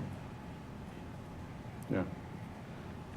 Are you guys interested in Eileen Horn adding I think that'd be great. to her list? Yeah. Sure. Dan? If I might just make a couple of comments.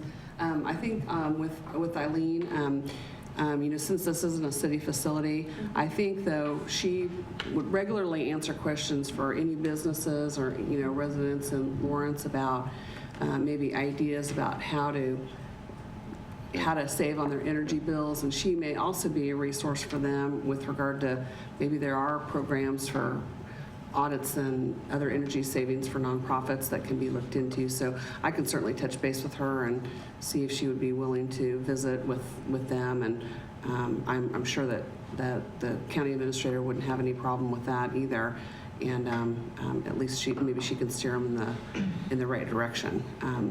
And then just on the water and sewer issue, I think one consideration I think that'll be important for the city commission to take into account is obviously we have a large number of nonprofits in the community.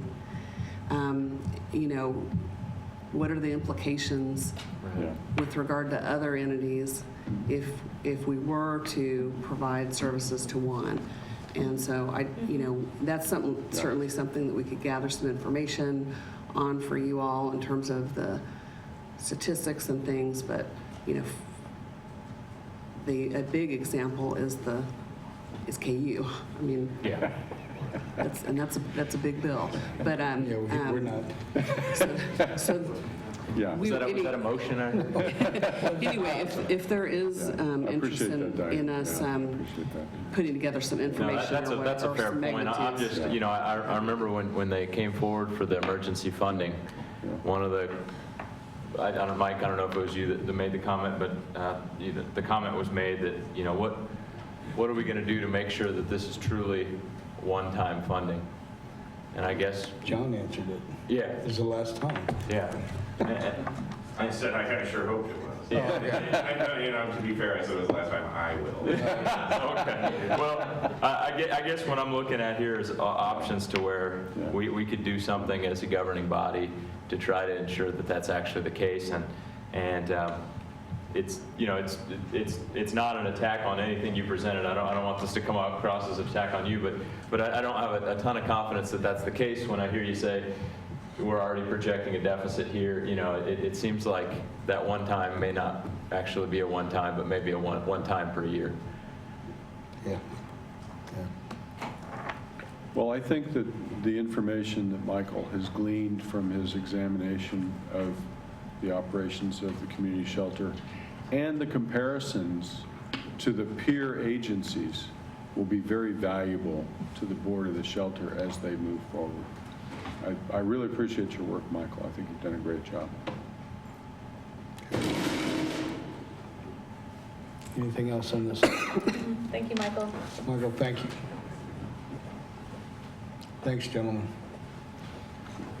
We'll be in touch. Okay. So are we going back to the first item, the audit recommendation? Yeah, we can do that. Okay. If I can find get that back. Yeah, so I'll go over this pretty quickly. This is the, every 6 months, I do a follow-up on audit recommendations. It's a system set up in the city code to track recommendations. I request that the city manager tell me what's the status of these. I look through what they provide me and I categorize them as implemented, not implemented, in progress, or I think I have another undetermined or pending.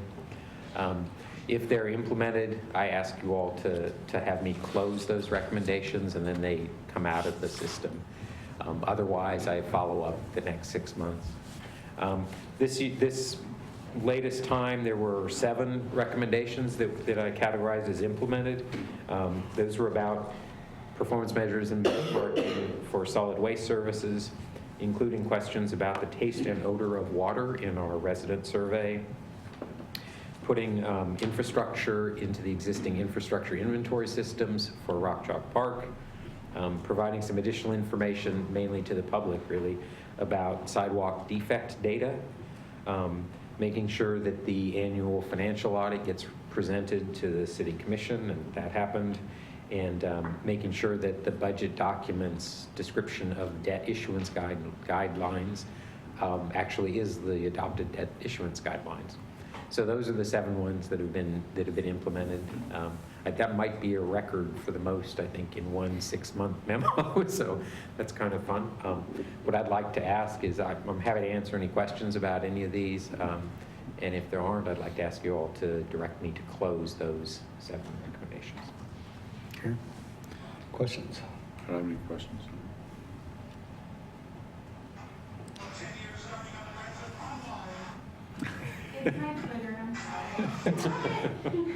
I think we can close these. Yeah, I think we probably can.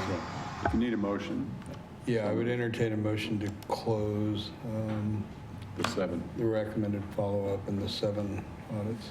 So moved. Second. Motion made and second to close those as recommended by the city auditor. Commissioner Boley made the motion, second by Commissioner Herbert. Is there any public comment on this item before I jump in? Okay. All in favor of that motion, aye? Aye. Aye. Opposed? Passes 4-0. Now we're on to the work plan. Yep.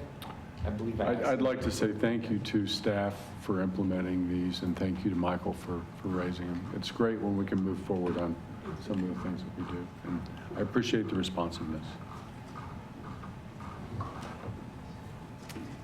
So the city code requires me to basically ask the city commission for direction on coming work. I do that by developing a big list of possible audit topics. I put them in something of a priority system where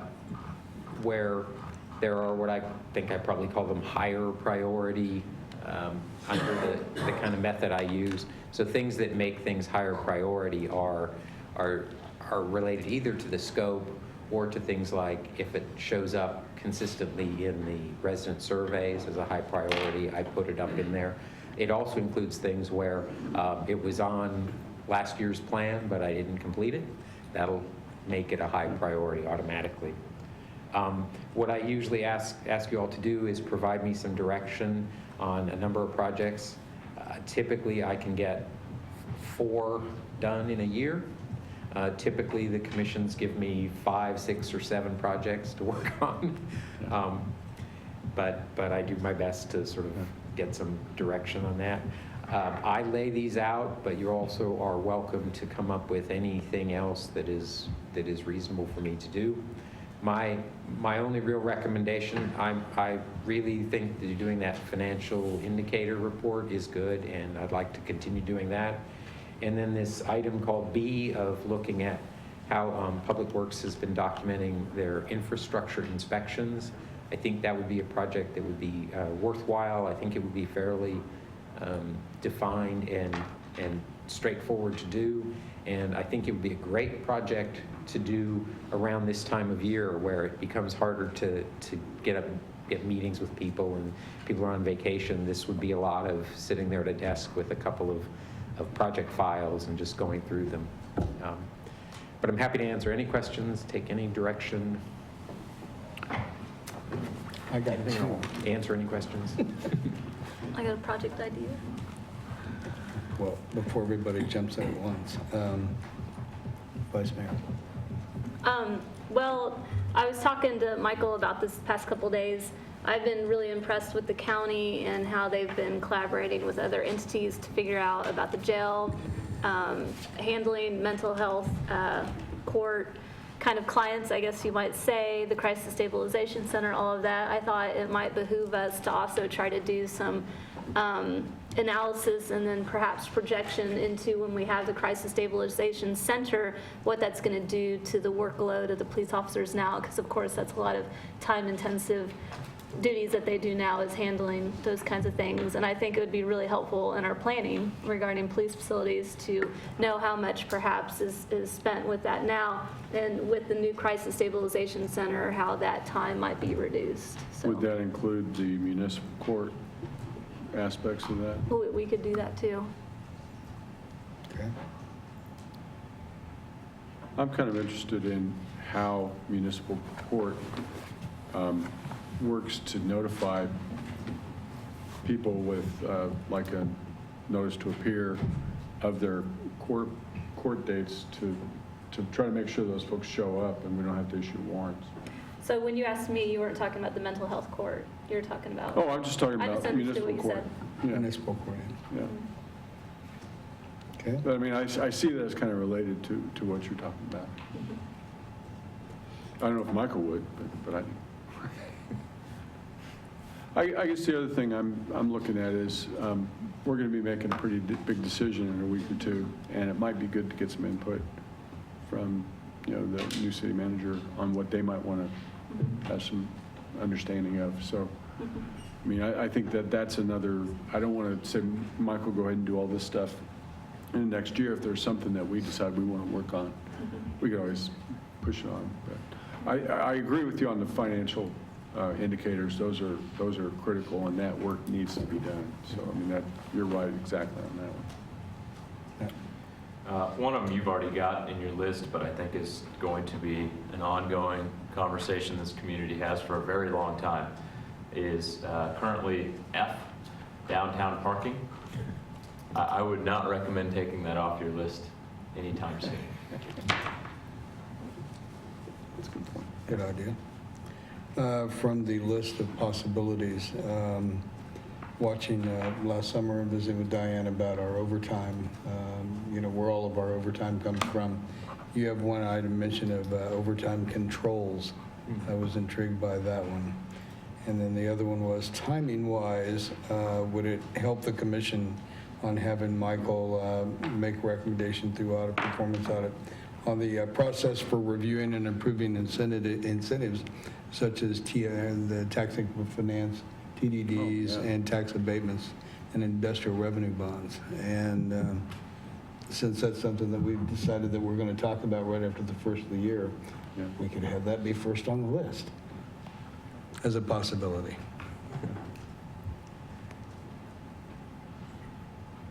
Curious about, you had a reaction to that. Well, I think I'm up to 7 now. If I look at all of it, that's okay. Yeah. But that's okay, yeah. Okay. I think so. The idea also of when we have a new city manager of sort of talking with them about, maybe revising the thing would be completely appropriate. There may be issues that they would like or that they see, and what the main thing I need now is I need something to do now. Can you work on the financial indicators, or is it too early? It won't keep me busy because I got to wait. Can you fix downtown parking? Okay, sure. I would say that the mayor's point about the process for reviewing and approving incentives would be something you could do right now, and that would be very useful to us as we try to do our discussion in the near future. I like the idea, but I feel like staff is already working on that, so I'm not sure if we also need to put Michael on that. We have a big process we're putting you through. Well, we do regularly review these agreements and things, but I certainly don't see any harm of Michael taking a look at what it is that we do, how we do that, the documentation that Britt receives from companies and that kind of thing. I think that's very topical. I think that'd be a good thing to jump on. It's nice to have, in your role, even though you work for the city, you're as an auditing entity, you're independent. So I think it would be nice to have a non-city staff person focused on that, honestly. Yeah. Well, I would certainly put the police stuff very high on the list, since that's going to be a big topic next year. Well, I think if we have one thing that we're trying to ask Michael to look at right now, this would be a good one, because we're going to be having that conversation soon on the incentives. And that would give him something to work on, and when we get the new city manager, we can fill out something else. And I don't disagree that the police is very important and timely, so. We're talking about a $27 million project. It would probably be good to have some good data on that. Yeah. But that's just me, perhaps. Yeah. Probably. Yeah. And I don't disagree with that. I just think for right now, this would be good. So you want to go for 8? It's priorities. Priorities. Okay, so Michael has suggested the financial indicators and then documenting the infrastructure, construction and inspections, and that's later on in the year, right?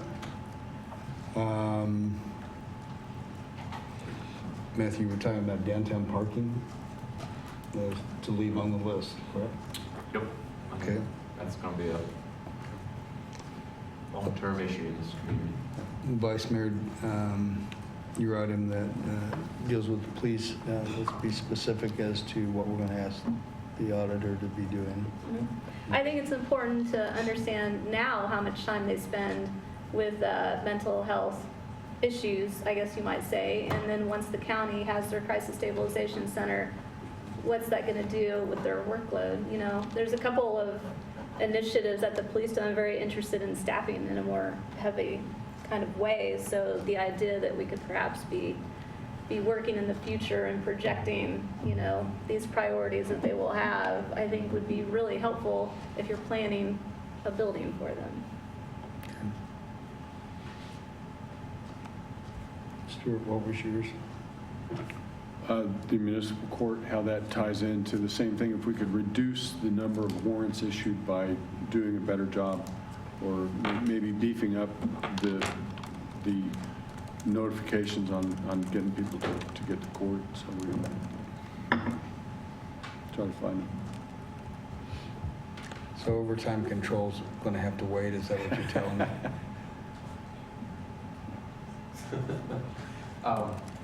I mean, I'm happy to put it on the list. Let's put it on the list. Okay. One of the things that happens if it's on the list is it will definitely, if I don't get to it, it'll come back. Sometimes things that are on the list also can maybe fall into another project. So if there's an opportunity, I can take a look at it. Okay. Vice Mayor, was your, I'm just trying to find ways to consolidate so that you actually have a list that's doable.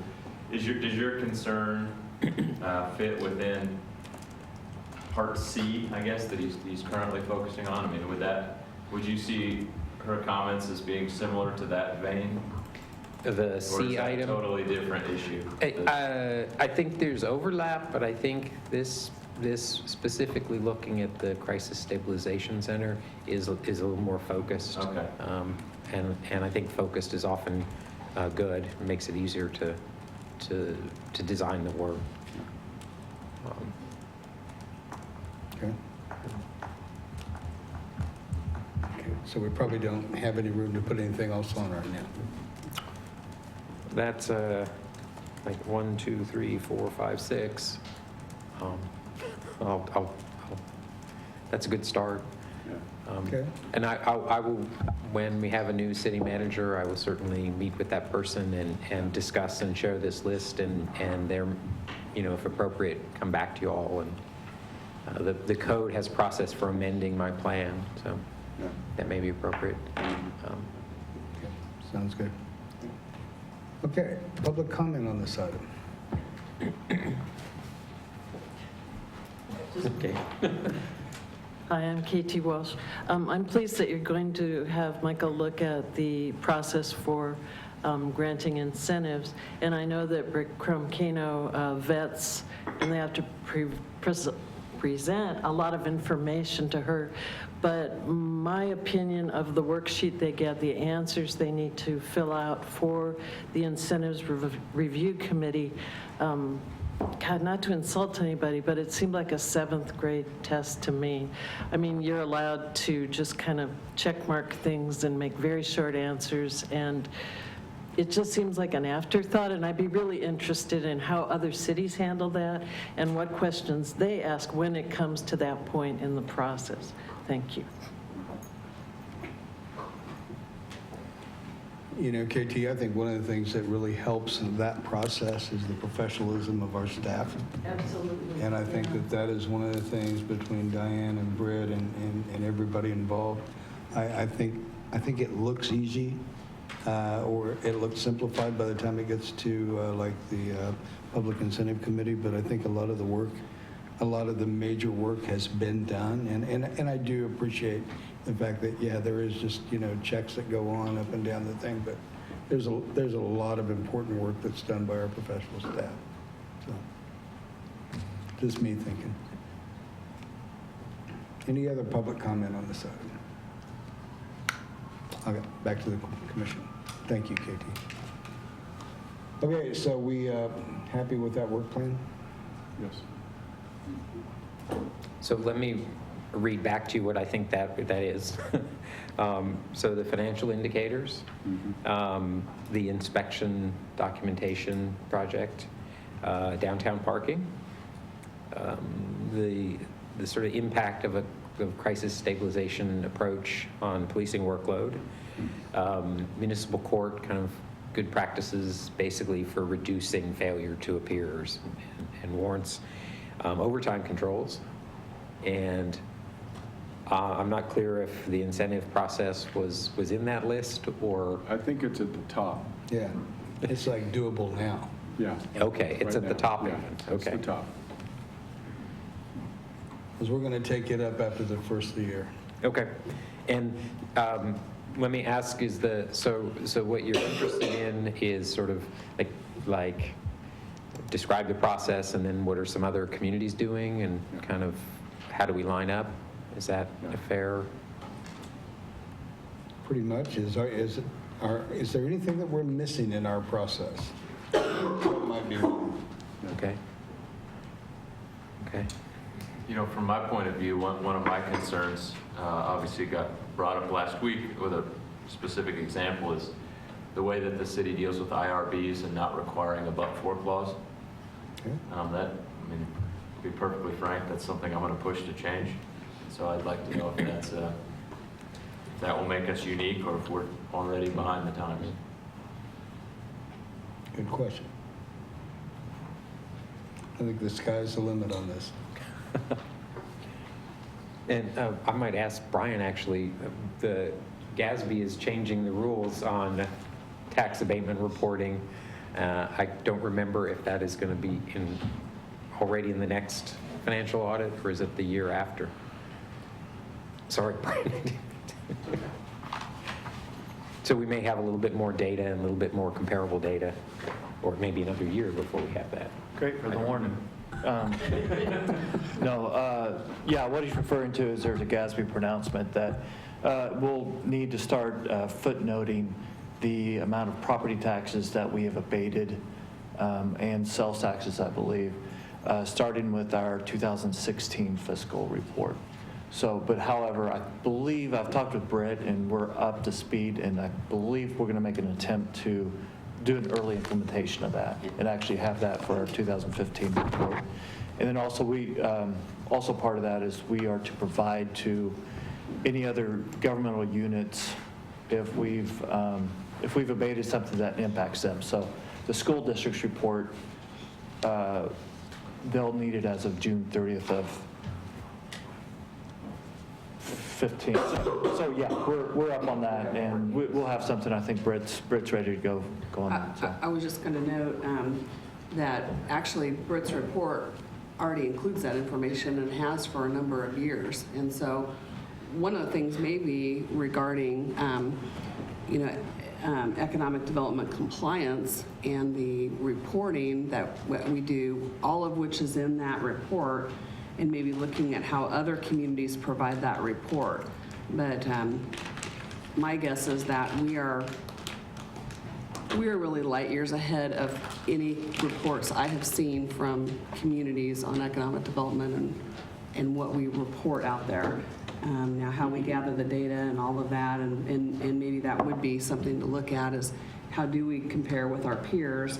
But certainly Kansas City's that I'm familiar with, I think we have a wealth of information in that report that she puts out every year. Okay. So you know the direction. Yeah. I think you probably should do a motion for me, so I... Okay, were there any other questions or comments? Okay, then I would entertain a motion to approve the audit work plan as outlined by the four of us tonight. So moved. Second. Motion made and second for adoption. It was made by Commissioner Boley, second by Commissioner Herbert. All in favor of that motion, aye. Aye. Aye. Opposed? Passes 4-0. Thank you. Okay. Thanks, Michael. Thank you. Thank you, Michael. Next item then is to consider a motion to recess into executive session for approximately 30 minutes. And is that enough time? 30 minutes? You can request 45. Okay, a motion to recess into executive session for approximately 45 minutes to discuss confidential data relating to the financial affairs or trade secrets of the corporation. The justification for the executive session is to protect the confidentiality of the corporation's data related to its financial affairs or trade secrets. The City Commission will resume its regular meeting in the City Commission room at the conclusion of the executive session. Can we begin this at 8:55? Is that okay? 7. I'd shoot for 7:55. 7:55? Oh, Lord. Sorry. Seems like it. Thank you. You're welcome. It's beginning at 7:55. So moved. Second.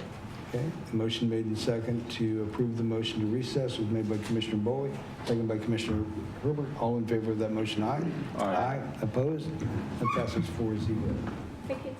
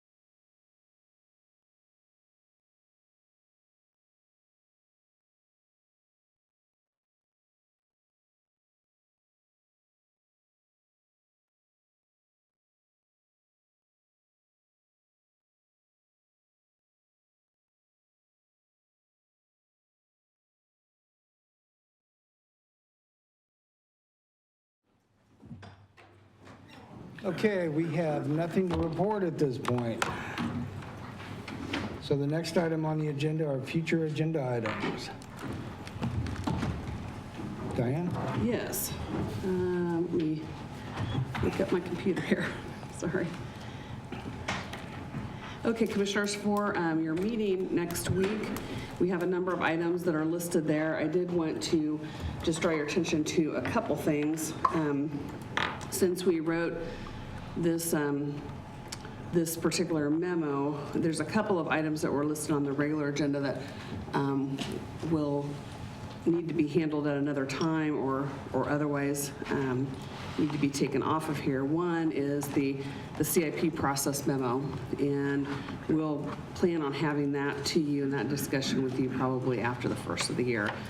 And then the consideration of issuing the Eldridge Hotel shoring permit. I think we had sent some information to you all about that not being on the agenda quite yet.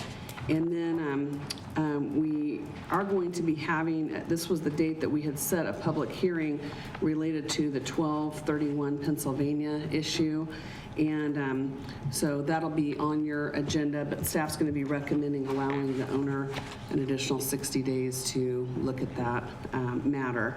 And on the consent agenda, as it relates to the discussion from Mr. Glinsky today, one of the things we'll be having for you is all of our various funding agreements for 2016 with our outside agencies, and we've incorporated his recommendations into that. That'll be for you. And then you just see a number of other items that are to be determined that we'll be working on. And again, the reminder that there's no meeting on the 22nd. The meeting on the 29th is going to be very brief. So effectively, this next meeting is sort of your last major meeting of the year. Be happy to answer any questions that you have. Any questions on future agenda? We did get that email that was requested that somebody couldn't get into these items, couldn't click onto it.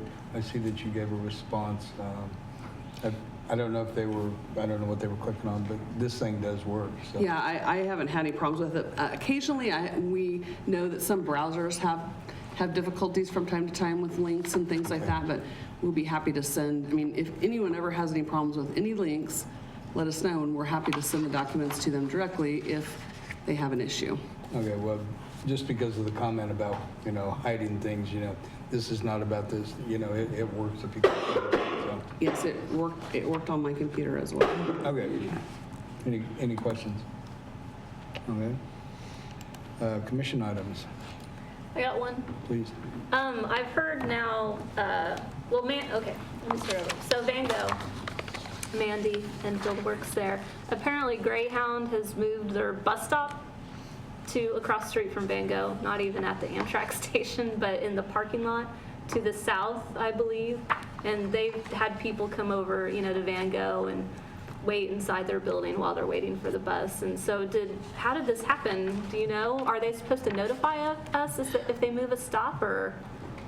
Well, my understanding, and Chuck can chime in here, is that the Greyhound was needing to move their location in the community. Their former location that they have had for a number of years was the gas station on 6th Street, and it's been closed, and I don't know what all the reasons why that they had to move that, but we understood that they were looking for another permanent location and that they were working on that. I think they were visiting with us about our ideas for a temporary location while they were looking for a permanent location.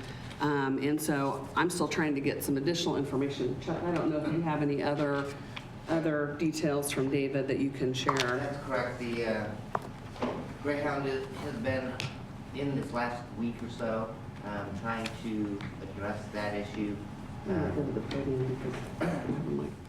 I don't know about the Van Gogh issue. They were stopping there at the depot, or Santa Fe depot. They had asked us about the UP depot. We talked about maybe even after Rocky, New Hampshire, this will pull out for a couple of months while they try and get some agreements with somebody else. They come off of 70. They would like to be closer to 70. Sure. But they're just not finding anybody willing to accept. I mean, they essentially have, they stop there 3 times a day. David went out and actually saw them when they stopped over at the Santa Fe Depot. It takes about 2 minutes with their stop. I don't know about the patrons and stuff, how long before they get there. They do all their sales online, so it takes forever to generate it. All they gotta do is get on board. So we're working with them, we're trying to find a better location. And I think their location is probably one, my guess is that they're looking for a permanent location that has some amenities for people that are riding, because they do often get dropped off in advance of the bus arriving, especially if the bus is late.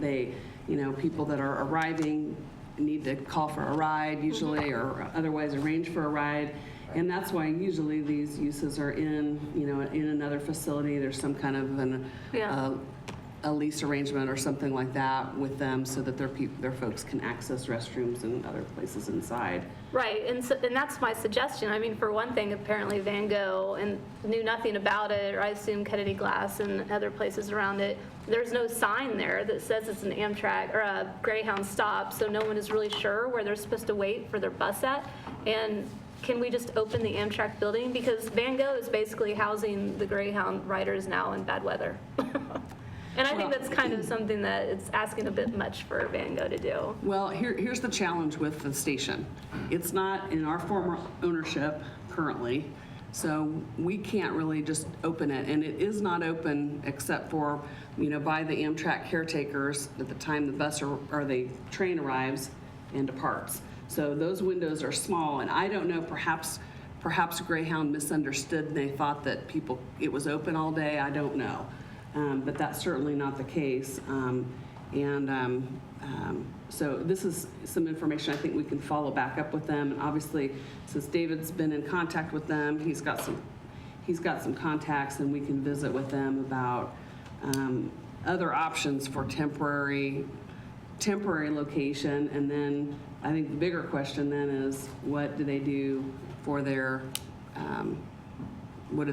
more permanent site? Because I think it's an important transportation element for us to be able to keep in our community, and they probably need some help and ideas from us about that.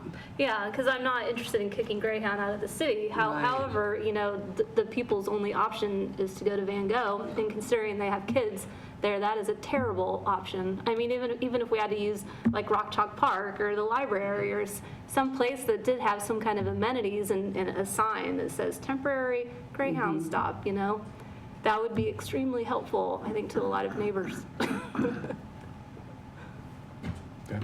Sorry, I'm done ranting now. I was just shocked. I was like, how can they just do this right off the bat? And then none of us know about it. And then, I don't know. I was really disappointed about it. Very good. It's my rant. I'm over. Feel better? Or I can talk about another rant. Other commission items. Stuart? Mayor, I'd like to let you know and the commissioners know that I've mailed a letter to the Lawrence Community Shelter informing them of my resignation from the Board of Directors. With the recent payment of $50,000 in emergency funding from the City of Lawrence, the release of our city auditor's report, and the hiring of Trey Meyer as the permanent shelter director, I believe my participation on the board is no longer necessary. The reason that the mayor put me on there was to help them look at their financial issues. And I think that, we've generated a lot of good information. Michael's done a great job. So I don't think my participation is necessary in the future. And as you know, a significant factor in my decision to resign is the press of my other obligations. We do have a few things going on. Yes, sir, we do. I do want to thank the Shelter Board for the opportunity to serve on their board and interact with the board members and staff on these issues. I appreciate the meetings I had, especially with John Magnuson, who was here tonight, Joe Baker, and Todd York. We had some good meetings with them, and Craig Weinog and Casey was there. And I wish them, the whole board, the best as they continue with their work in the community. And I'll be happy to attend community shelter board meetings in the future if they would see that as beneficial. Very good. And I do think that you gave some great help to that board during the time that they really needed it. But let me ask you this. Do you think it is something, and I'm not trying to think up something for the Vice Mayor, Commissioner Herbert, or Commissioner Larson to do, but do you think it would be important for a commissioner to serve on that board in an ex officio manner or anything like that, or is it not necessary? I don't think it's necessary. If I thought it would, I would stay on myself. Yeah, that's what I think. But I think the board has an opportunity to take the information that's been provided, to see what the path forward is. And as I say, I wish them the best as they try to fulfill the mission of the organization. Okay. Well, I appreciate you giving us the heads up. Appreciate your service on that board. Anything else? Yeah, another item. Thank you. Okay. Matt, did you have anything? No, sir. Okay. Well, we need to develop a policy for donations to the Affordable Housing Trust Fund. We need some kind of process for them to go through so that it's transparent. Also, notification as well is better handled. We just need to develop something like that. I mean, it's really important. Okay. This is in reference to the one individual that was going to donate, I think it was tickets or something, right? No, this is the Pachamama's IRB request. They want to donate $75,000 to the Affordable Housing Trust Fund, which is Okay. great, but we need to know that first of all before Tuesday night. It needs to go through a process, a procedure. Oh, okay. It should probably be transparent. Okay. Got it. I've already done my rant about Amtrak. There you go. Back a second rant. Okay. Keep it in. That it? I sure hope so. Calendar. Oh, Matt, did you? I do have an addition for the calendar. Oh, okay. Thursday, that would be this coming Thursday at, I'm going to screw up the time, I'm going to say 7 o'clock. Heartland Community Health is having their fundraiser. I believe it is called Fill Up, Pour Out. It is at Abe and Jake's. And I'll be in attendance there. I don't know if I will be there as well. Commissioner Boley will be there as well. Is there a third? We don't know about Commissioner Larson, but potentially there could be the possibility of 3 being there. Abe and Jake's. Abe and Jake's, it is either 6 or 7 p.m. And if I can, as soon as I turn on my phone, I'll be able to tell you. But it's called Fill Up, Pour Out. It's the Heartland Community Health fundraiser. We'll add it on the agenda we post on Thursday. Okay. We've got 7 p.m. That's what I thought it was. Sweet. Do you have any calendar items? Nothing other than what I mentioned there. Okay. Were we all invited to the same basketball game tomorrow night? I think so, yeah. That probably ought to be on there also then. Yeah. I did notify the Vice Chancellor I could not attend, so. Okay. KU basketball game. Tomorrow evening? Tomorrow evening at 7. 7 o'clock. And we know 3 of you are going. I will be there. Okay. Yeah, the tickets, they tried to send them FedEx to my post office box, which I did not know they were going to send FedEx. And so the post office box has rejected that. So I told them from now on, just send anything to you guys. So I don't know how they're going to arrive tomorrow. With that being tomorrow, we'll probably do a special standalone notification on that item because we won't be posting a new agenda until Thursday. Now, are we all, I don't know that we're all sitting together, are we? I don't know. I'm just saying, let me know Okay. if those tickets come tomorrow. Because I don't have any. Okay. Anything else? Okay. Entertain a motion to adjourn. Moved. Second. Motion made and second to adjourn by Vice Mayor Soden, second by Commissioner Herbert. All in favor, aye? Aye. Aye. Aye. Aye. We're opposed. We're opposed. We're adjourned. Thank you.